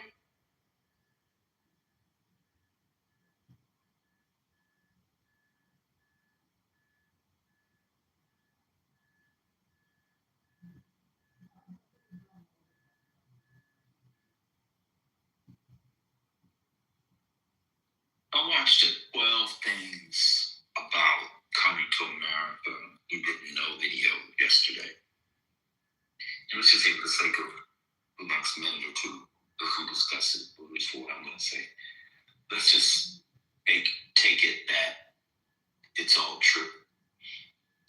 The general thrust, if not everything the person said. So let's just not question. Let's just take it as true.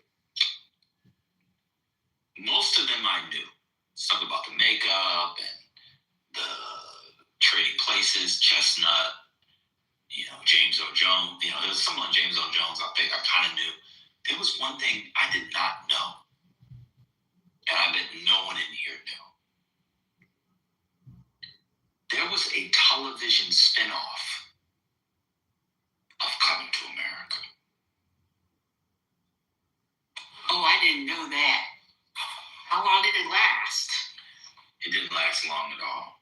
It was, they filmed a pilot and they were playing clips from it. And the spinoff involved Akeem's little brother,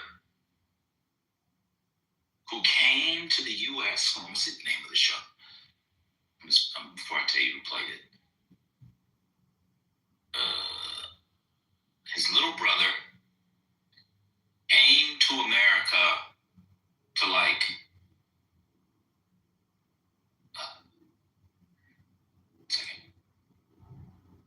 with OHA,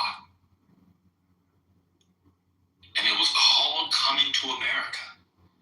The brother's name was Tariq, and the pilot aired as a special. And it was 1989, and it was Tommy Davidson played his little brother, and they showed parts of the clip. It is the worst thing you will ever see. I see why nobody bought it. Eddie Murphy was the executive producer. He had nothing to do with it. His name was on it. They said he didn't show up at set.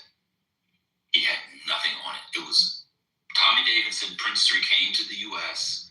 with Oh Hi. You remember Oh Hi? She's your queen to be a queen. The guy that sings that.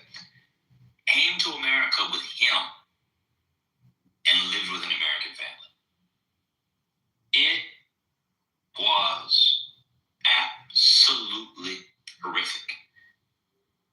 And you can watch it on YouTube. I watched it. Oh my! So it was just a pilot. Yeah, and it didn't sell it. It is atrocious. Yeah, I can see why no one bought it. If it's as bad as you're saying. And I believe you, because, you know, if it wasn't bad, he would have tried to sell it. But yeah. But why would anyone want to think that people were looking for a series anyway?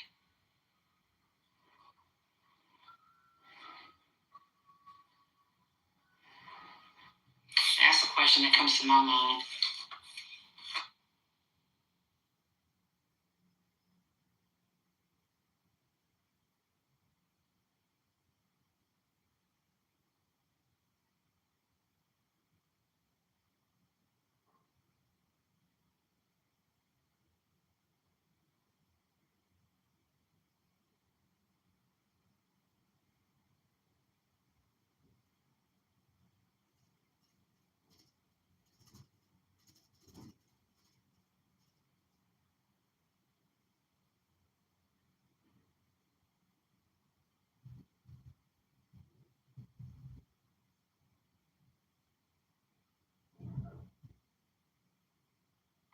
I think Hillary still has a chance of winning the primary.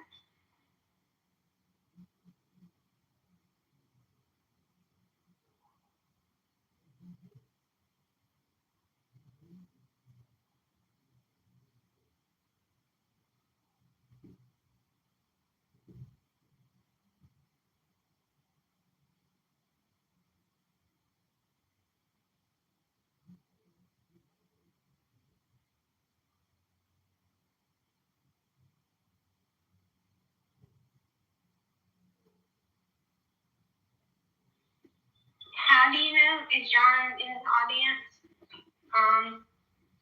Nodding on? He's streaming.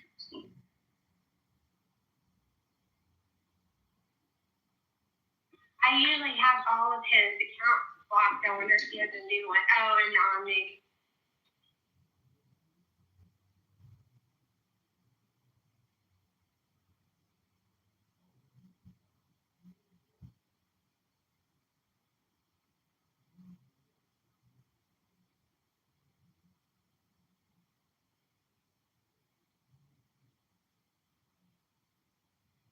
Well, it doesn't matter if I have every single one of his accounts blocked. If I'm not a moderator, so it gets done. That's one thing that's covered as well. The anonymous thing. It was a huge step.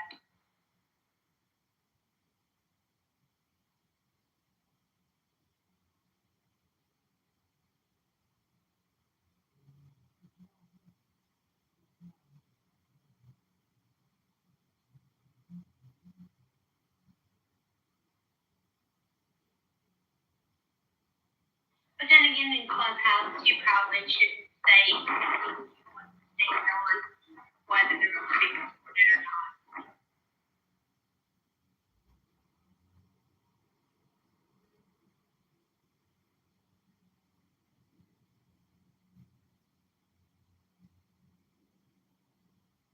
Maybe John's account on Twitch or another account on Twitch.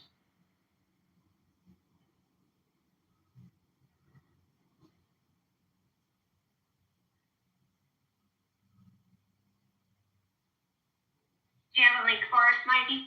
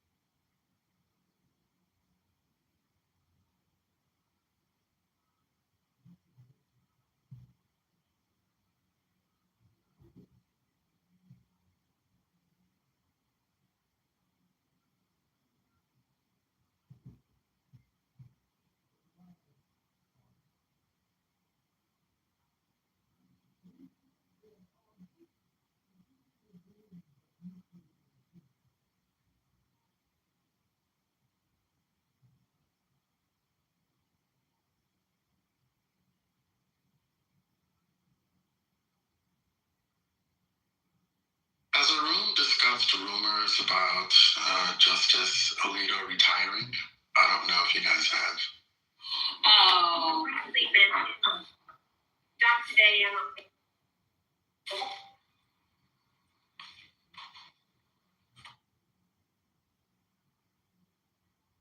Were you saying something, Sherry? I didn't hear you. No.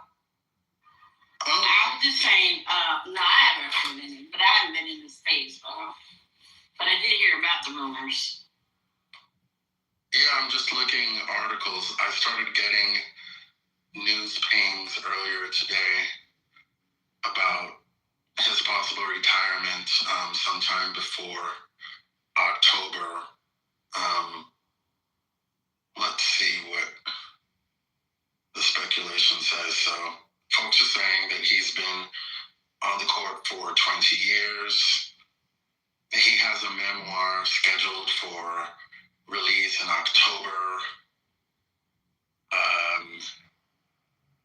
The media's covered him a fair amount, and he's talked about his legacy.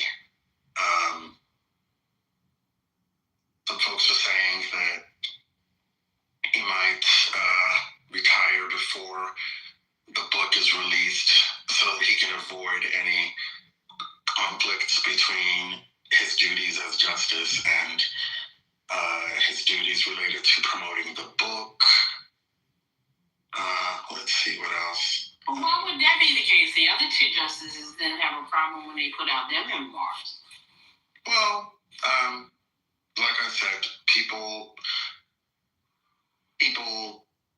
analyze conflicts differently. I'm not saying I agree with that. I'm just saying that folks are saying that that's one reason he might step down before the book is published. It also depends on what he discusses in the book. You know, he might say things that he wouldn't want to say while he's on the bench. Let's see.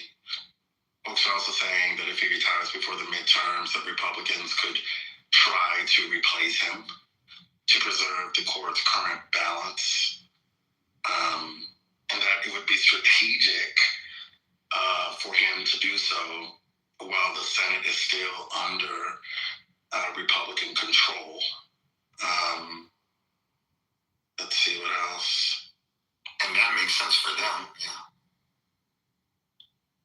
Yeah, he's given interviews about his achievements. He's discussed the Dobbs decision, and he's also signaled his discontent with the way politics is currently discussed publicly. What else? Yeah, so I don't know. But we don't have to dwell on it. I just didn't know if you guys had discussed it at all. And he's one of the oldest people on the court, so it does make sense that he might step down soon. I wouldn't be happy about that because the last thing I want is another young right-wing justice. So there you have it. Yeah, there's 4 that are 70 plus, right? I believe. I don't know about that. I'm not saying you're wrong. I just Now, well, let me look, because I know Roberts is over 70. Sonia's over 70. Yeah.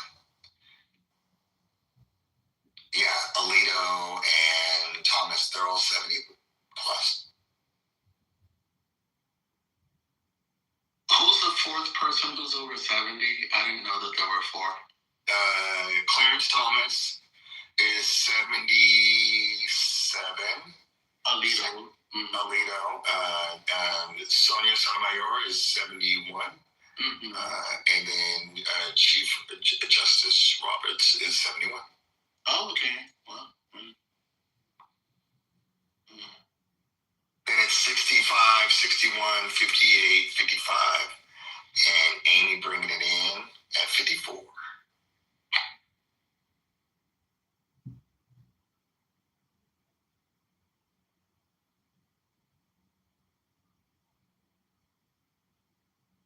Hey, Van, are you familiar with IMG Academy?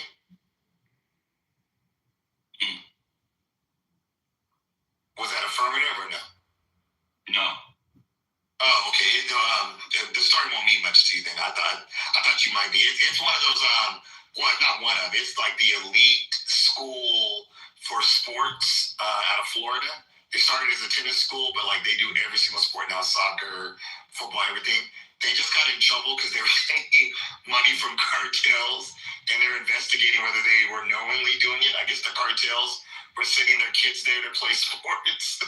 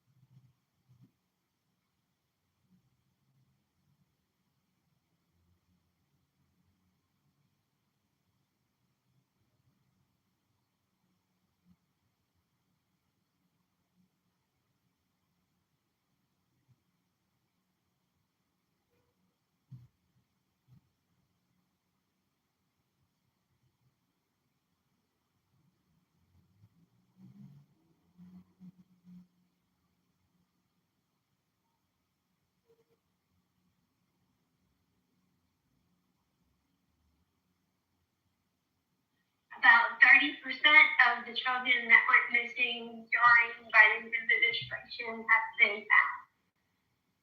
That's good news.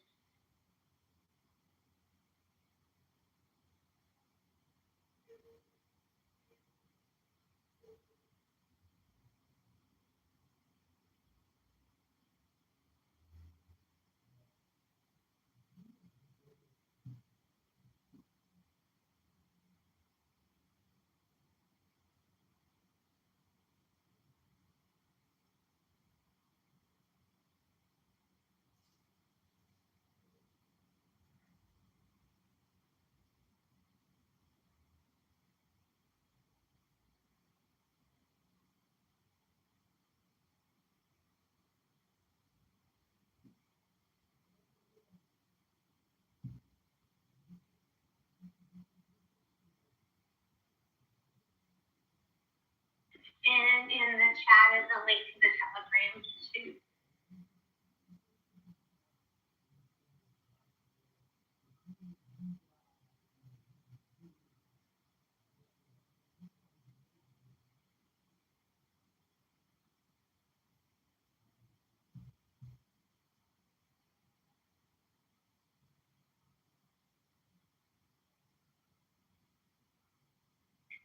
Sherry, are you by your mic? Yes, what's up? So I just saw an article that stated Eva Marcel was not asked to participate in the documentary. I wonder why I didn't see her. Who? Eva Marcel. Eva the Diva. For the Top Model. Look, I never watched Top Model. I'm only interested in documentary. So I don't even know who's ever on it. Yeah. So I've seen the earlier seasons. So I would say Eva was one of the most popular people. In that same season, there was Takara, who did pretty well. The later seasons got weird, and so I just never come back in. And especially after they got rid of the Jays. Hey, Keandra, do you know who was invited? Do you know what models were invited to participate in it? So Danny, who won a cycle, Shani, that was the girl who cheated on her boyfriend and Milan. So they were like kind of woven in and out. And they had Jay Manuel, Miss J, and then Nigel Barker, and then Ken Wong, who was the executive producer. And they also had Tyra. Jenny Sasan and her former client, Nick Pace, I remember Nick, was not asked to participate as well. Was Yaya? No Yaya. You know, Yaya's my favorite. She was pretty popular. They had really good people. One thing that, like, looking back now, some of the things that they did to them were like absolutely horrifying. Remember the girl where they took her to the dentist? They gave the backstory behind that. And they basically said that she was there like all day, and then she still has lifelong problems. But they actually extracted teeth. I'm like, oh my God. Yeah, you know what? I never watched the show, but I've always heard negative things about it, and I think it was only rumored then, but people at the time of the show was on air had issues with the show. So that's why I'm interested in watching the documentary. And I think the biggest critique right now is Tyra Banks and how she now looks. Since people have watched it, I have not yet. I think, how many episodes? Are there like 3 episodes? So I will be watching it to see what everyone's talking about. So I'm thinking about this I'm looking at it in the sense of pop culture. And look back at it. So that's why I'm interested in it. I wasn't sure why people were up in arms about the dental work recommended for that one model, because fashion modeling is it's a visual, it's an image conscious endeavor, and I'm not saying that I would have closed the gap in my teeth if told to, but if you're going to be obsessed with the world of high fashion and high fashion modeling, it doesn't make sense to me to want to throw away a lot of the things that come along with it. I mean, if you're told that your uniqueness is part of why they picked you, and then they tell you to totally deconstruct it, that's the thing. Like, that's an issue. It kind of tears you down. Like, I can speak from, a personal bias because I work with one of the runner-ups, so I know her backstory for how it all went down. What did they try to get your client to alter her appearance?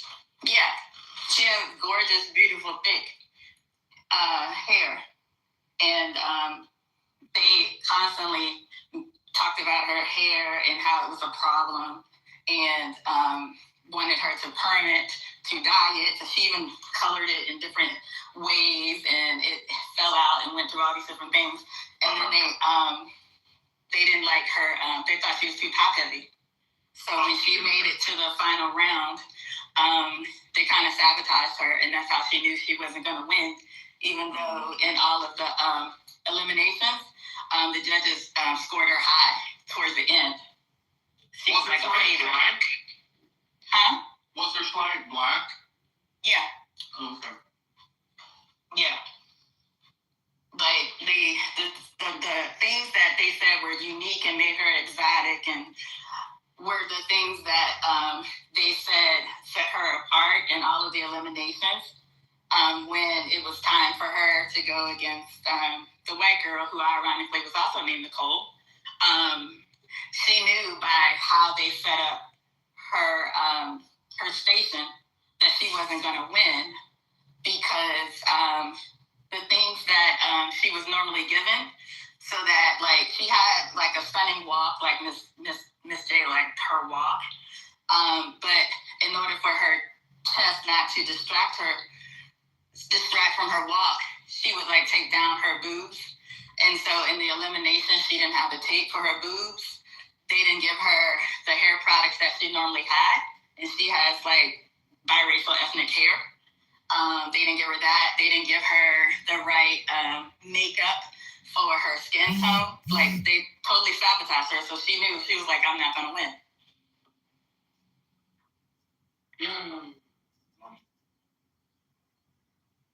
In her case, it was two girls that both were sent to the dentist. The one was really excited because she was like, I'm going to get my teeth fixed. I never thought this would happen. Basically, what they did was just visual. So the dentist removed a few of her teeth.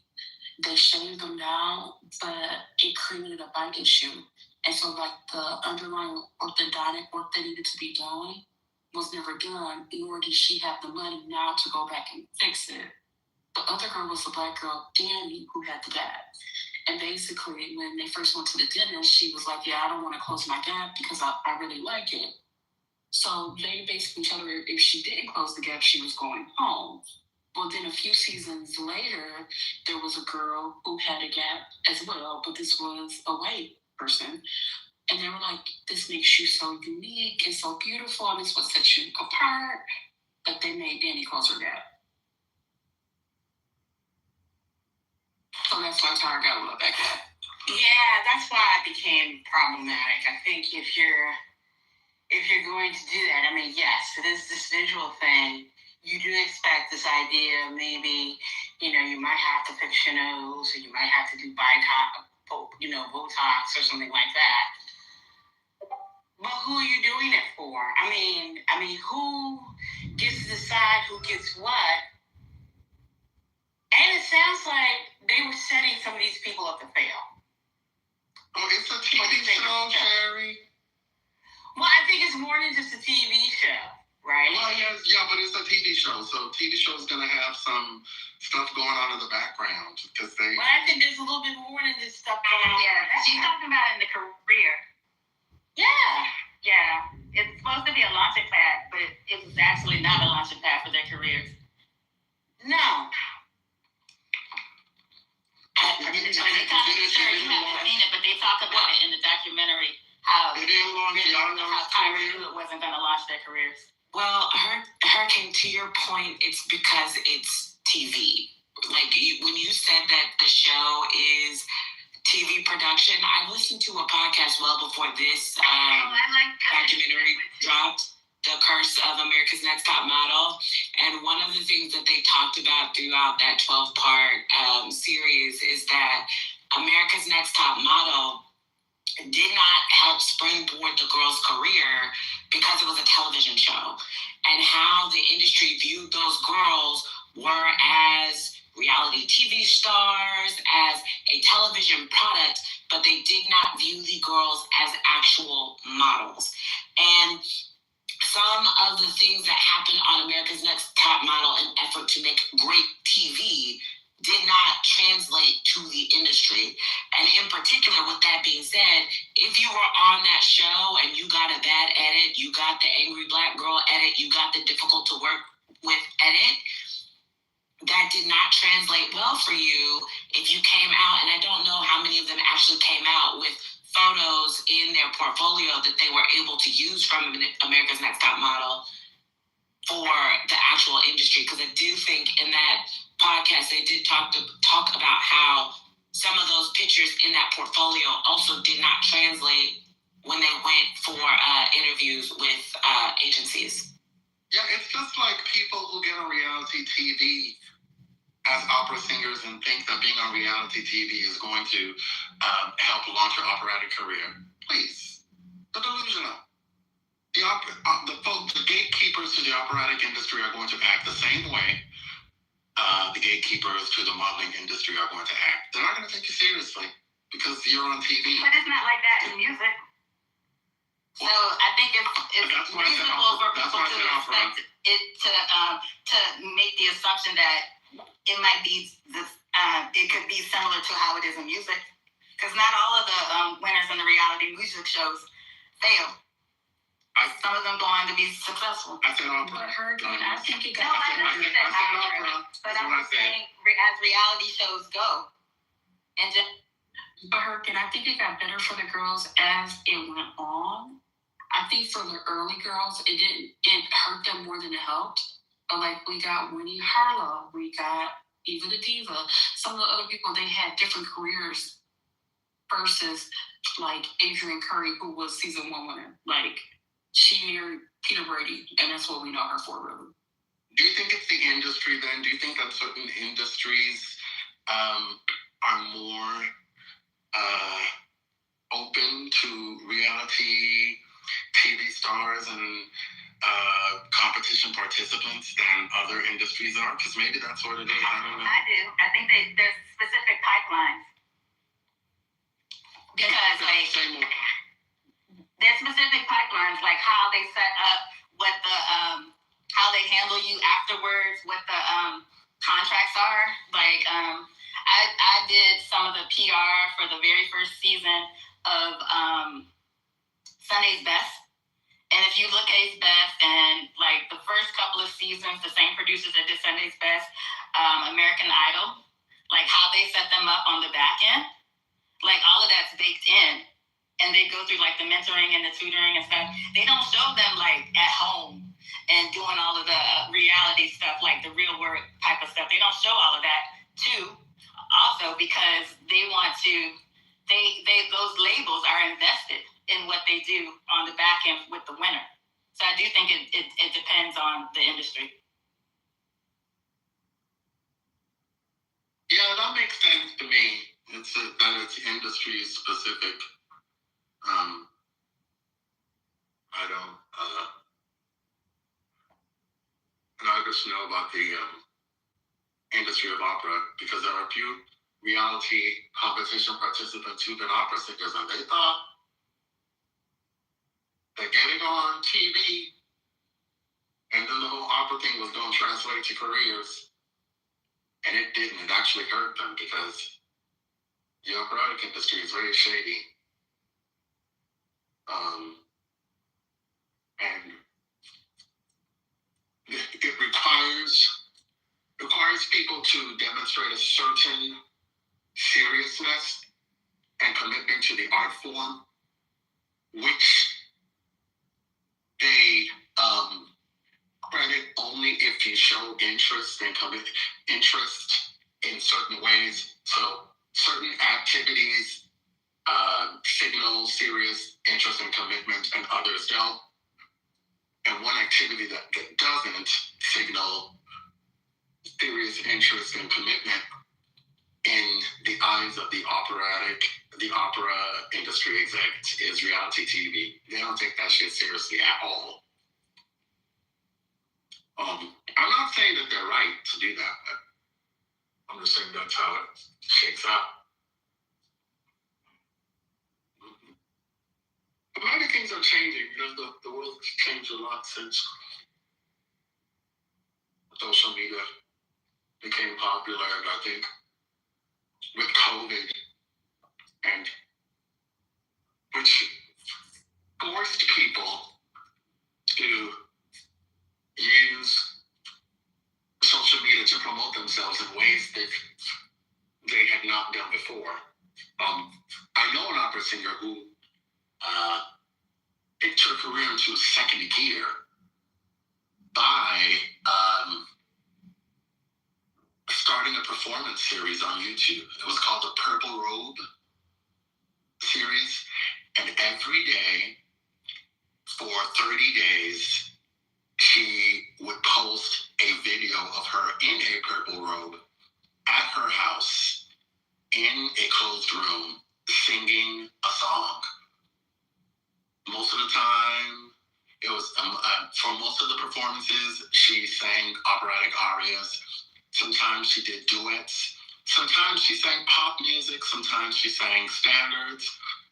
Sometimes she sang oldies.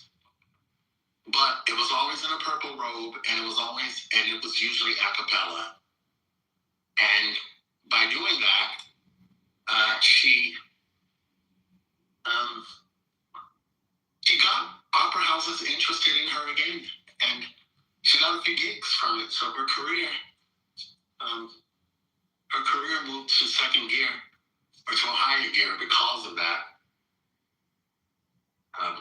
It's also important to note that she's an extraordinarily gifted singer who could have had a bigger career, but she chose to be a mother and a wife. I'm not poo-pooing that, but a lot of times opera singers that we think should become famous don't become famous, and that's because they choose family over career. And that's something she did because and she's an Agosian, by the way, Johnny. Her name is Nicole Heaston Lane. She sang at the Washington National Opera a year or so ago. But yeah, she's a very talented, extraordinary singer. But she's not a household name, and that's because she chose to be a mom and a wife. She didn't want to have au pairs and nannies raise her kids. She wanted to be a mother. So she didn't travel much at a time that she could have been traveling and performing all over the world. So, it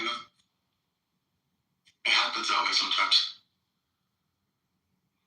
I would say, though, for the America's Next Top Model, I call it a mixed bag of things, if only because I think that most of the girls who got famous from the show were not famous because of modeling. Afterwards, I think the only one you could maybe give that to would be Winnie. Outside of that, the other girls, it's mostly like acting and other endeavors. But for the time when the show first came out, like 2003 and in the mid 2000s, I think for a lot of the young girls who went on the show, because these girls were 18, 19, 20, 21, there was the thought of the promise of this launching their career and all of the hope regarding that versus, all these years later, we're so deep into reality TV culture, we kind of know what it is. And then on top of that, I think some of the changes regarding industries shifting, like pre-COVID, pre the rise of the influencer on TikTok and Instagram and other places, a lot of these spaces were gate-kept from people who were on reality TV, from people who were on the internet and were just internet famous. Post-COVID, with the rise of the influencer, you do have a lot of people who, if your name is hot, if you were a second runner-up on a popular TV show, if you were the winner of a popular TV show, you might get an invite to New York Fashion Week. You might get an invite to Paris Fashion Week. Depending on your measurements, you could walk. You might get model opportunities for spreads in magazines. And so the way things are changing within some of the industries it's interesting, but as it relates to ATM, it's just a mixed bag. Yeah, and I have to think, Brett, I know it says it's reality TV, and that's fine, but I think the idea of bringing Tyra Banks on as the host or mentor, or as it will, gave the show some gravitas. It gave it some legitimacy for her. Do you understand what I mean?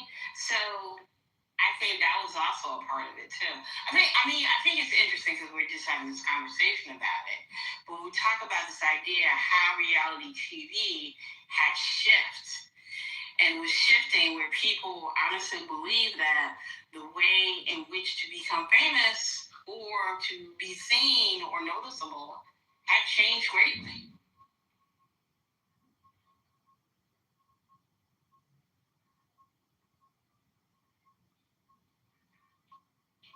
That's the part I'm interested in. And that's the part that I'm thinking about.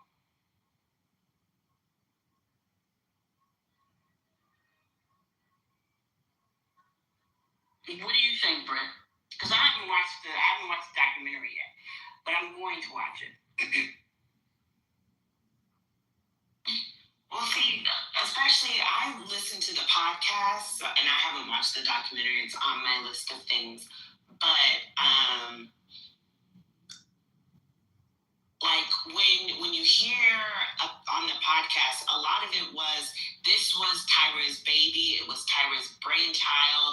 It was what Tyra wanted to do, and Tyra thinking of ways and effort to be the change that she wanted to see in the modeling industry, given her body type, given her race, given a lot of the things that she had to deal with, coming in and being able to create a space for all types of women to be in the industry. And then you get with Ken Mock, and then for me, when I was listening to the podcast, as things go on, you just begin to hear that that was the original thought, and it was a great, noble thought, but this is reality TV.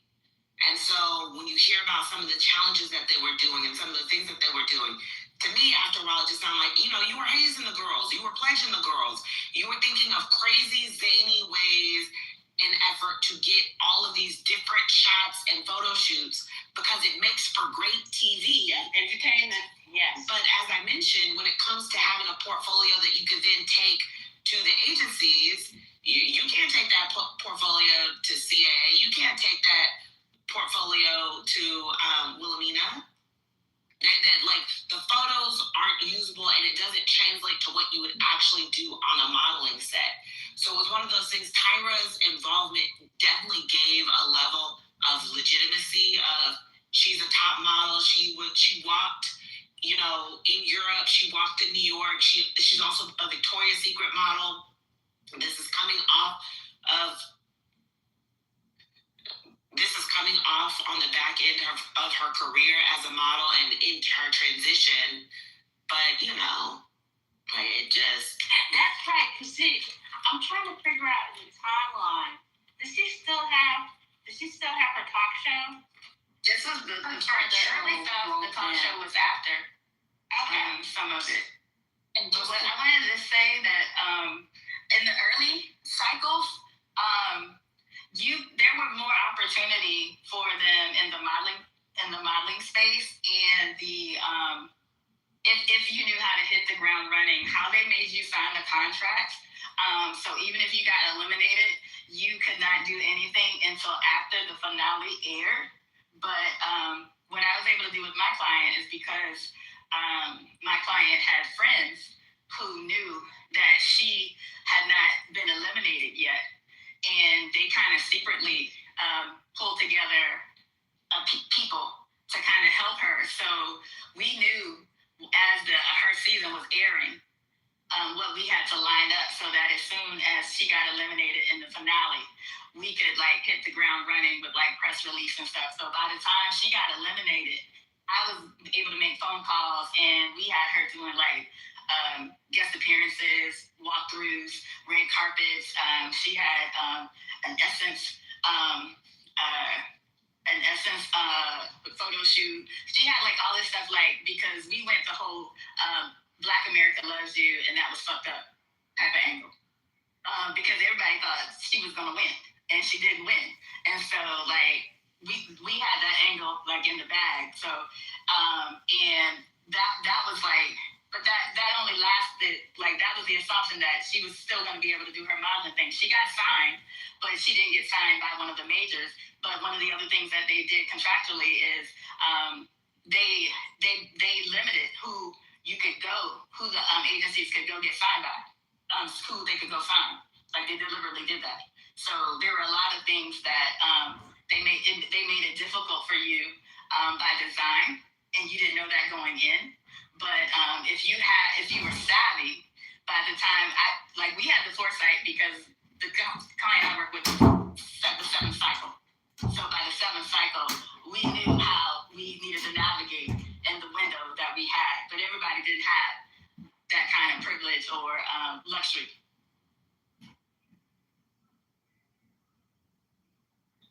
And just to clarify the point that Britt made about the photo shoots, one of the photo shoots that they did had the models dress and act as homeless people. And for the extras, they actually went and got homeless people to be in the photo shoot. Like, who cleared that? That's so weird. I mean, on the podcast, they had a whole episode dedicated to her crazy, wacky, zany race mixing days, where she had all the girls, do a little yellow face, do a little black face, do a little white face doesn't exist, but she'd have them like switch racial casts and do pictures. She had a few photo shoots where the girls were like having to do something like crazy physical, where they were trying to get shots and it was dangerous. They just did a lot and effort, like, because it just made for good TV. Like, it basically how I feel like sometimes with like Survivor or some of those like competition shows where they think, what kind of crazy challenge can we cook up for these contestants to do? And then they sit at a round table and cook something up. That's what they did with some of those photo shoots for those girls. Yeah, it was like Fear Factor.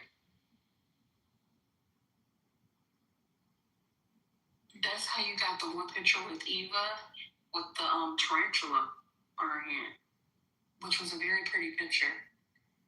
But they talk about the photo shoots in the Netflix show too. Yeah, I mean, that's fine. Britt, what's the name of the podcast that you listen to? It's called The Curse of America's Next Top Model. I'll put the Apple Podcast link and the Spotify link in the chat. Just give me a second. Oh, thank you, because I think I will listen to it. The title is wild. It is wild. Shari, did you watch the documentary? No, I haven't watched it yet. I'm going to watch it. I'm going to watch that documentary. I'm going to watch the Black and Jewish documentary. I'm going to watch that too. I'm also going to watch the new documentary on Roberto Clemente from a person that does not watch baseball often. Yes, because I'm interested in it. Yeah, the Next Top Model one was wild to me. I didn't know that it went through all. Yes, if you didn't know a lot that had gone through, the vaccines, we were busy being entertained. They said that they would intentionally manipulate like their living conditions too. So like something about they had a set budget, they had to take care of their own food, and if they went out, it was on their own dime. But then they would do things like set the temperature on the thermostat up because it makes them more angry. Things to make them like how to set them up for a very eventful night, or like they would always do certain things to get the drama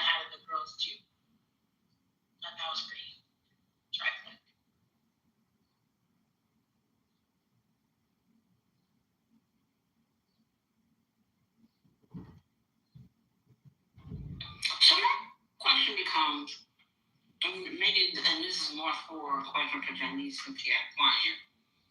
How much were the contestants on the show were aware of what they were getting into? I know for the earlier ones, they made them less aware than the ones later. I missed the first part of your question. I hit a bit. How much were they aware about what was going to happen when they got on the show? What do you mean by aware? Like the challenges? Yeah. For the eliminations, yes. Modeling challenge? They weren't. Yes. They knew what was gonna happen when they showed up to the elimination. To the challenge. Mm-hmm. Oh, okay.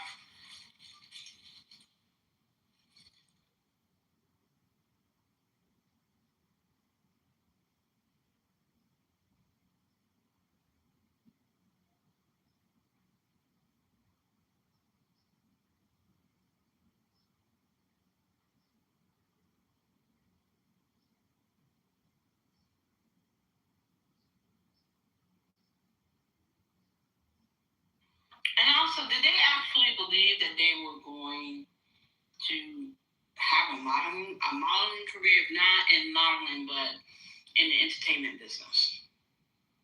Yes, in the early seasons, yeah. Because back then, a lot of the reality TV shows, you did have an actor career and an actor.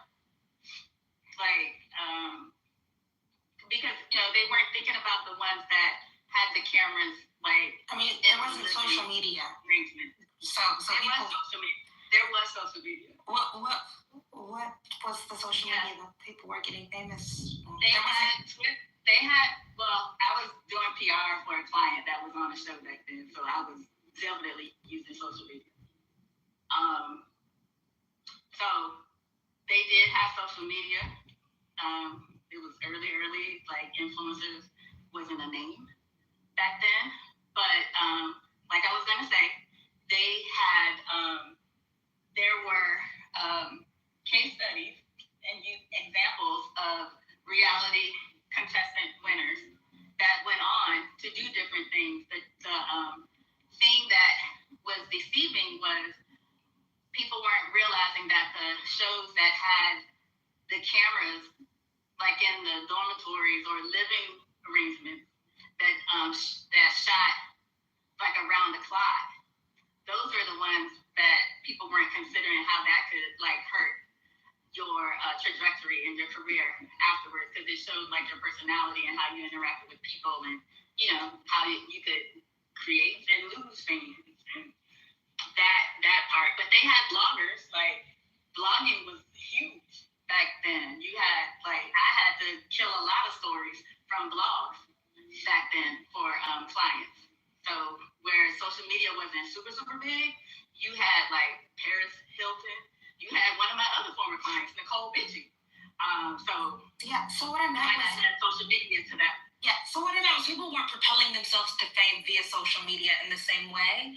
So that allowed for the people who appeared on Top Model to actually have careers. I see, yeah.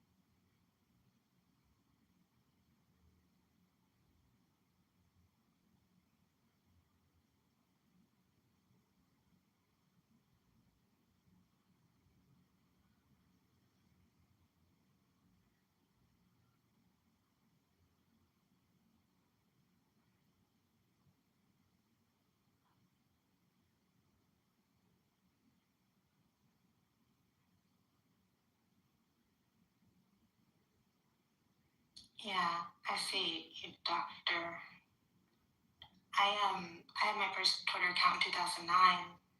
But there's a reason why, we still have Eva, and I don't know where Takara is, but she was like a person, and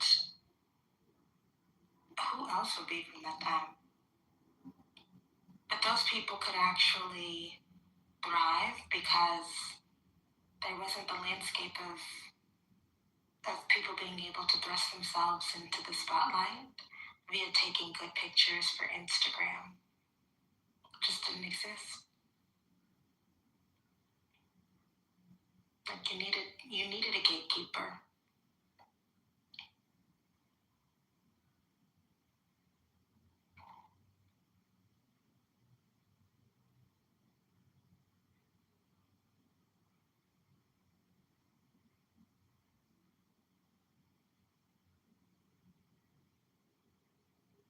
But yeah, Tyra's not getting the allegations. I wonder why she decided to be a part of the documentary. I think she had to because of the groundswell from the podcast. She has been getting whacked on Twitter, and from the time it was still called Twitter into when it was transitioned into X. So for at least about a good 6-7 years, people have been talking about her and that show and how bad of a person she is. And I want to say once America's Next Top Model hit streaming where people were able to rewatch the episodes, it just got worse. Yeah, because do you think that some of it was because some of the viewers were so young, like they were teenagers? I think it's a mix between young people, Gen Z, who they were like, for all intents and terms, like fetuses when it first dropped in 2003. Mm-hmm. So there are a lot of things that went on that they just never saw or didn't get. Then there would be like the 90s millennials who they were a lot younger. So when they watched it, you're 13, 14, 12, 10, you're watching it and it's cool, but you're not seeing it the same way you might now that you're in your 30s versus people who are watching it well into their teens and maybe early 20s who are age mates with these girls who had a view then, but then watching it back, it was just like, oh wait, I don't remember that. This is crazy.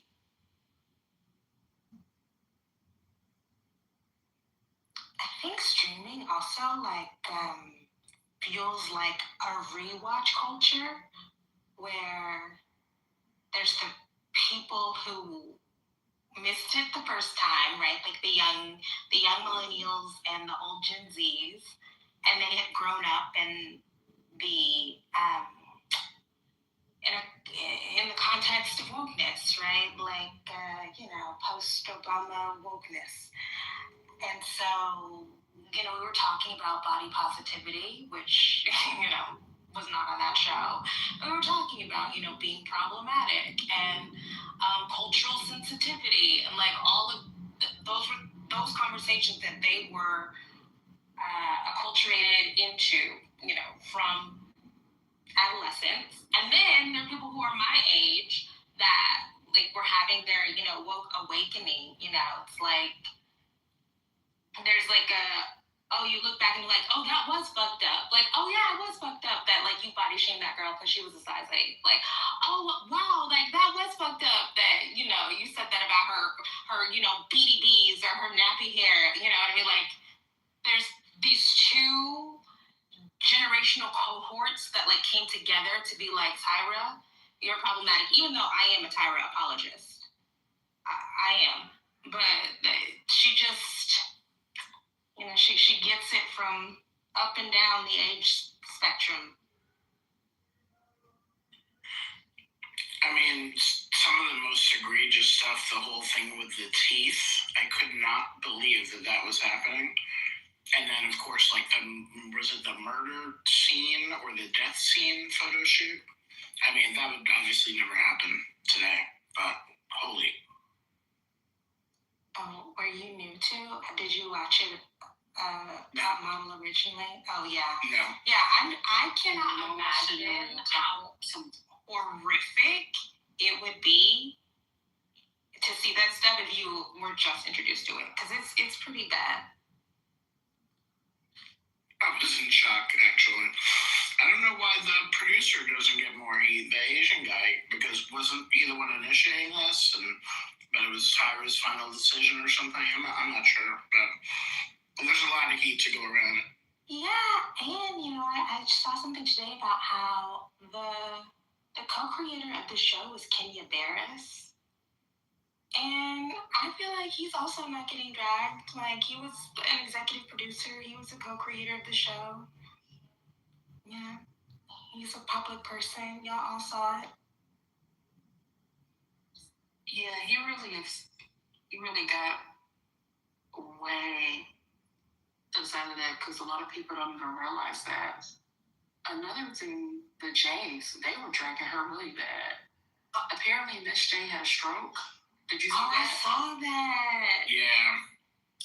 So Miss J is actually able to take steps and get out the wheelchair now. Oh, good. They talked about, I know, so I'm like, kudos, Miss J. But they talked about how Tyra sent him like a short little text, but never visited him. And she tried to say like, oh, I live in Australia now. And so Jay was on Extra giving all the tea. He was like, she's been here for this, and this, blah, blah, blah. And she didn't make an effort to see a man in the hospital who was in a coma. So he still hasn't let her. I'm going to be honest with y'all. I never got good person vibes from Tyra. I think she really wanted to give off good person vibes, especially during her talk show. But she was never a figure for me, right? Like, she was more favorable than Naomi Campbell. But you remember what she did to her? She didn't want the audience to clap for her. Yeah. So she cleared the audience so that nobody would clap for her. In that Naomi Tyra battle, I'm Naomi. I'm Team Naomi. Because it's like, girl, I don't know. It's a little whiny. But see, to that point, growing up, for me as a younger millennial, the idea was that Tyra was, like, the narrative that I received was that Tyra was the good one and that Naomi was the bad one because of how Naomi treated Tyra. That's exactly right. It wasn't until you got older and you might have seen, like, some of what Tyra does that you kind of realized that, like, I don't know. I'm not saying you and Tyra, you might not be the better between you and Tyra, but I don't know how sympathetic you are, sister. You're not so sure about this narrative, whether it's true or not. Yeah. Oh, you could definitely tell Naomi was living rent-free in that lady's head. To this day. She never served an eviction notice. Yeah, I think Tyra has constructed herself in her mind to be the underdog, to be the Rosa Parks of plus-size black models or whatever. Like, y'all remember Kiss My Fat Ass when she was in that bathing suit? Okay, but I mean, if we were to think about it, she wasn't fat. She wasn't fat. She wasn't fat at all. But, like, this myth that she has created around herself is that she is constantly under siege. But it's like, I just never bought into it. It just wasn't. I always thought it was weird that the media had pit these two black women up against one another. I mean, I paid some attention to it, but not enough attention to it. And they made it seem like, and for all intents and purposes was the pick-me. If we're going to be honest. Not the pick-me, but yeah. Naomi was fighting court cases. She was throwing cell phones at people. She was not worried about Tyra. You guys don't think that the truth is somewhere in the middle? For sure. I mean, Naomi's not an angel. Oh, no. I like Naomi Campbell because she is mean, but she owns it. Like, I mean, I'm team, so let me be clear. I'm team Naomi too all day. Always have been. But I never thought that Tyra's issues with Naomi Campbell were entirely Tyra's fabrication.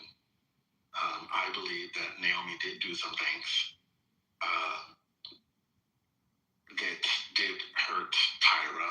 I also do believe that Tyra is a hypersensitive person who lives in her head too much, and that can cause for the person.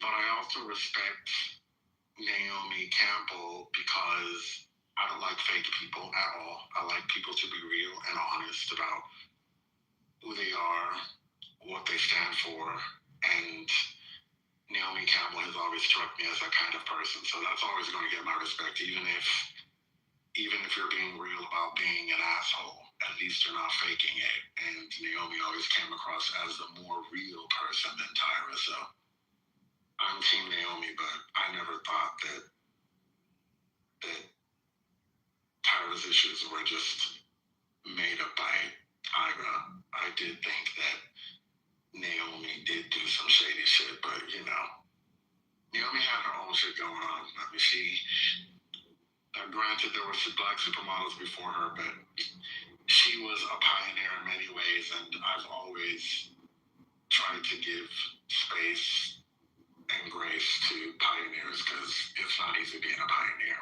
And so, for me, what I was trying to get to is not that Tyra misrepresents what happened between her and Naomi, or that it's a lie. So much so that, like, part of Tyra's lore, her core narrative that comes out about who she is in part her struggles with Naomi that paint her in a very particular way to make her more sympathetic. And as you view her outside of all of that, it just, for me, becomes one of those things where it's just like, I think you rely on that in effort to give off more of an appearance of, like, the battle of good versus evil and all of these other type of things. And sometimes that might obscure the fact that you are also problematic and that you also have things about you. But, like, you always paint yourself as the victim versus, just you are who you are. That's what. Yeah, I agree. I think it's totally okay to be mean if you're excellent. But also, I think Naomi's road was tougher. I think she was dark-skinned. She got in so young. She didn't have the kind of support system that Tyra had. I just think if the lady wants to throw a couple phones and she's that excellent for that long, let the lady throw some phones. She's competitive, okay. It's show business, not show friends. Like, I get Naomi, and it seems Naomi has a lot of friends. Like, clearly, she's people are getting in community with her and finding camaraderie with her. There just is a whininess to Tyra that I don't really respect.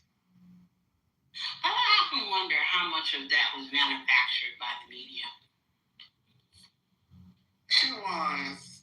I mean, you saw on TV when she opened her mouth. You saw it on TV when she had the iconic interview with Naomi, where she cried for an hour, and Naomi was just like, I don't remember this. Brian, mute. Yeah, so, Tyra's a whiner. The receipts are out there, Sherry. Like, I'm not saying one way or the other. I'm just saying there probably was friction between the two of them. But I'm wondering how much did the media exaggerate it? That's the question that I have. Did you watch the interview, the sit down that Tyra had with Naomi? No, I never watched any of that stuff. And to be honest with you, when I paid attention, when all that stuff was going on, to pit one against the other, I found it off-putting. So I really didn't pay attention to it. Yeah, so Tyra. Because I think the whole idea was to make Naomi, and I mean, I don't disagree with that, to make Naomi the one that America likes better than, Tyra was the one where she is supposed to look sympathetic. We like her more than we like Naomi. And I'm saying that the interview that Tyra and Naomi had together showed Tyra admitting herself that she had serious issues with her perception of Naomi Campbell's treatment. So Tyra was saying, hey, look, for all these years, I have felt terrible about ABCDEFG. That's the manufacturing. That's Tyra saying that she had carried pain for a very long time, based in part on some things that Naomi Campbell did, and based in part on some things that she believed Naomi Campbell had done. So while it may be true that the story presented to us in the media was partially was in some way exaggerated by the media. It's also true that there were problems between the two, and Tyra Tyra admitted to that. So yeah, I don't disagree with that. I don't disagree with you with that. Not at all.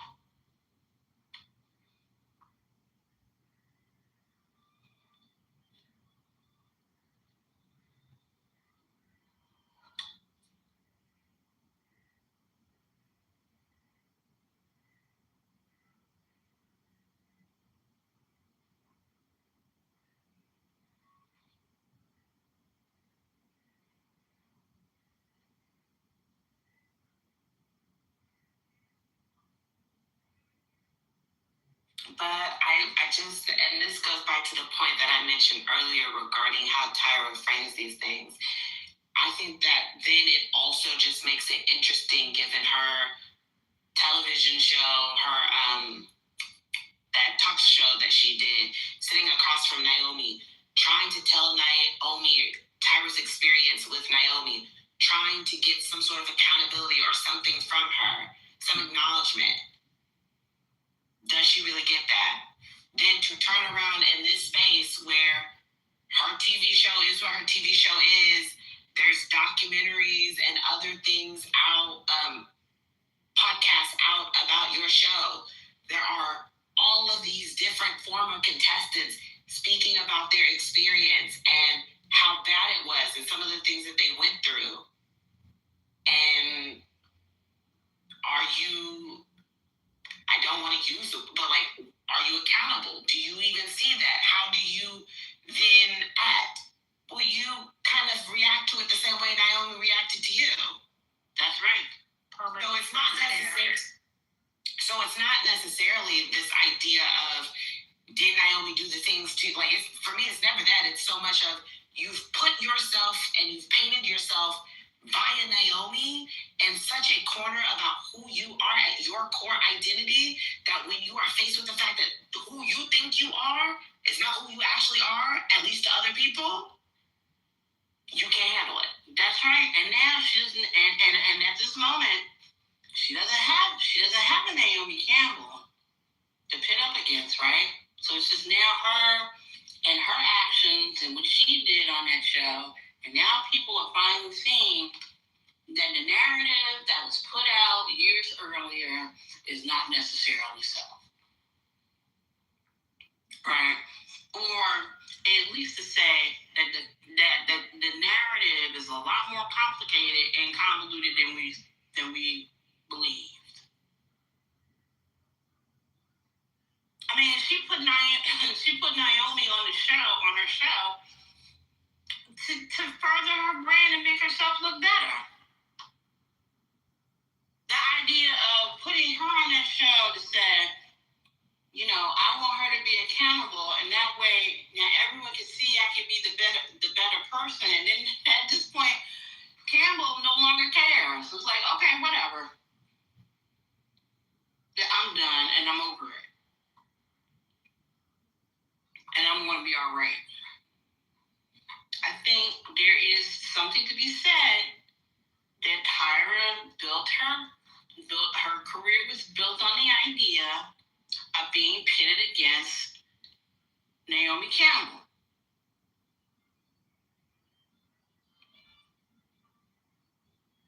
That's what I think.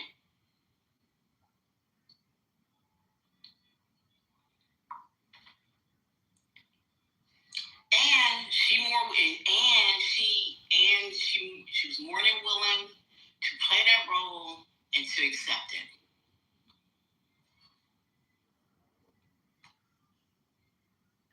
I mean, she also did it to her guests. I remember Kim Kardashian having an issue with the interview that Tyra did with her.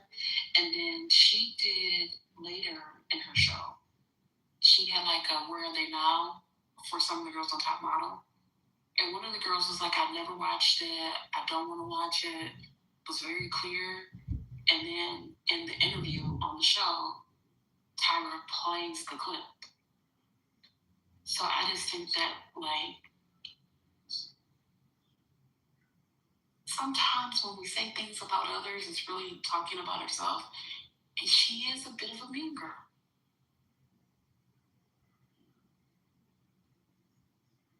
Oh, you mean Tyra? Yeah. Oh, yeah, for sure.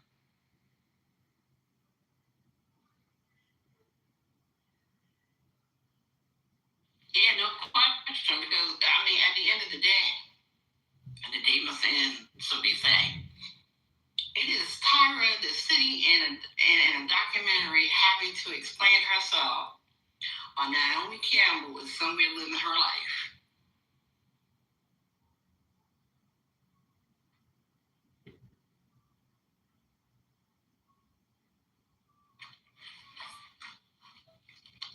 But I really do think she was a part of it because she was trying to spin a narrative.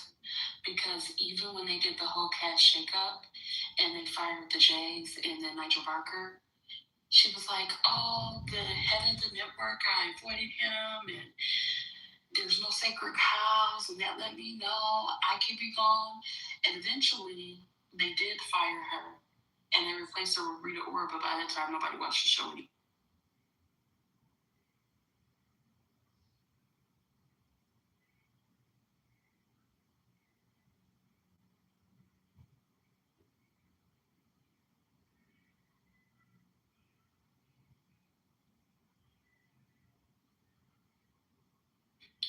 This is a side quest and off topic. I apologize. I just saw my negative attack ad, my first one for Wesley Hunt. Oh, and what did you think? What did you think? They are hammering him hard about that. He voted for Hillary Clinton. Turns out he didn't vote at all in 2016.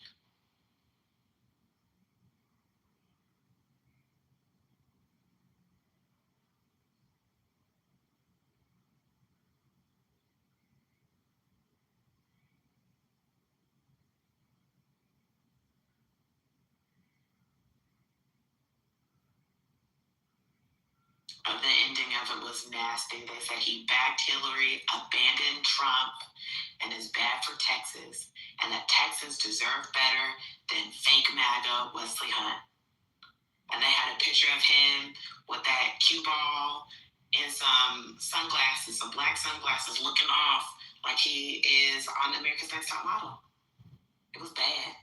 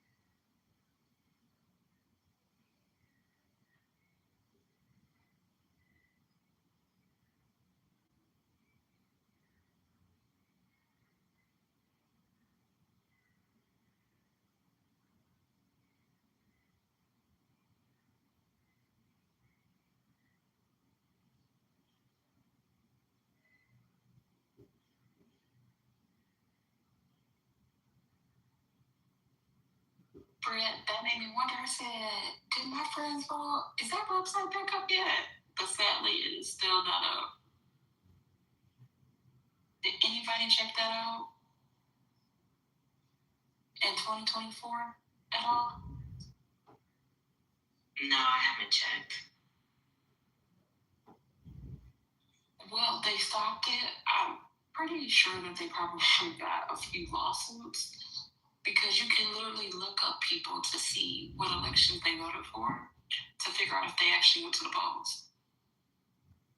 But they suspended the site.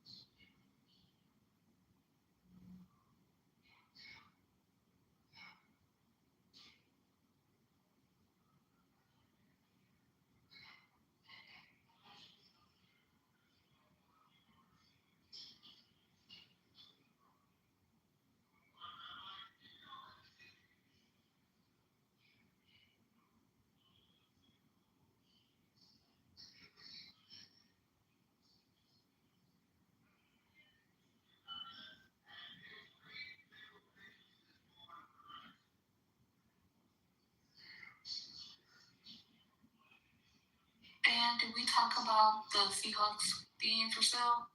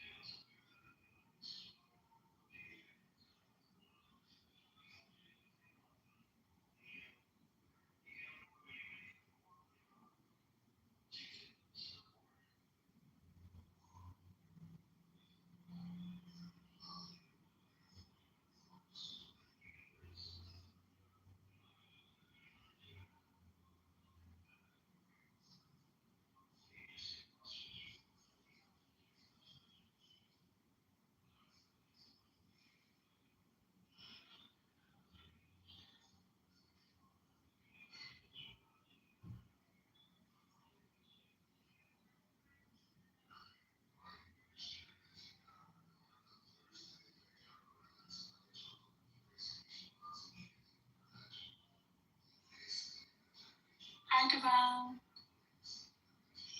I was just trying to look for breaking news, but it looks like Andrew swallowed up the news cycle. Do we even talk about it? I don't think we touched on it, did we? They talked about it a little bit earlier, but I guess we can probably revisit it, or I'm not sure. And then I asked Ben, did they talk about the Seahawks being for sale? I didn't hear about that one either. What? It was actually part of the trust where eventually it was going to have to be sold. One of the rules within the NFL is that a team cannot be owned by a trust. It has to be owned basically by like a person. And so they had given a lot of leeway because when Paul Allen bought the team, there were things that the city put into the contract when they built the stadium that if the team was sold in a certain amount of years, that it would potentially create a $1 million or $1 billion liability of money that would need to be paid back. So the NFL kind of gave them a long rope, but those contingencies expired a few years ago, and with the win, there were like causing extra pressure to sell the team, and so the perfect time, I guess, is now.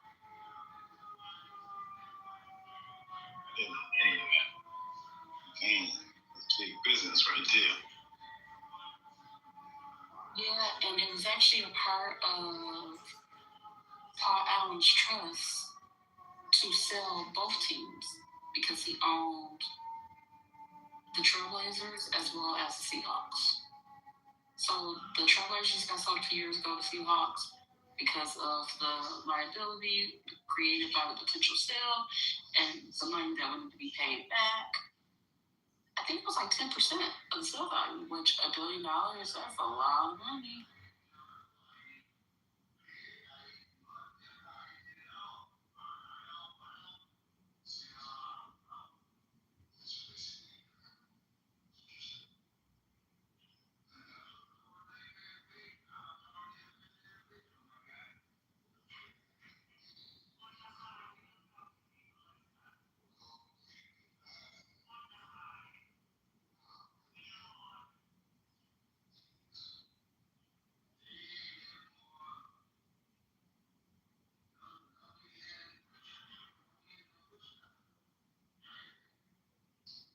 Go ahead and turn up the hand raising. Anybody wants to come up? So TT's working. I'm kind of working. Anybody can come up. That's not going to shock the fool, because I know for some reason when that happens and the gates open, I just have to remove you from the room. I can't put you back in the audience. So again, the stage is open. Anybody wants to come up and talk? So.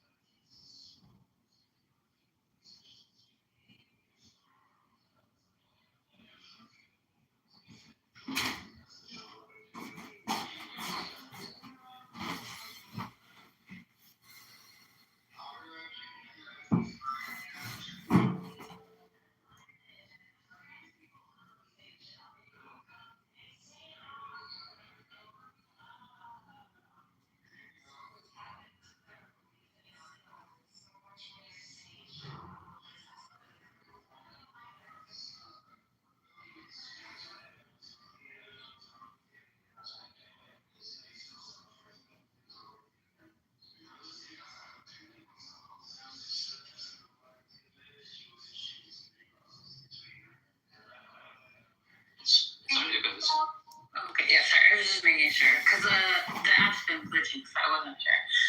I feel like if you do, like, your due diligence to remove your, organ,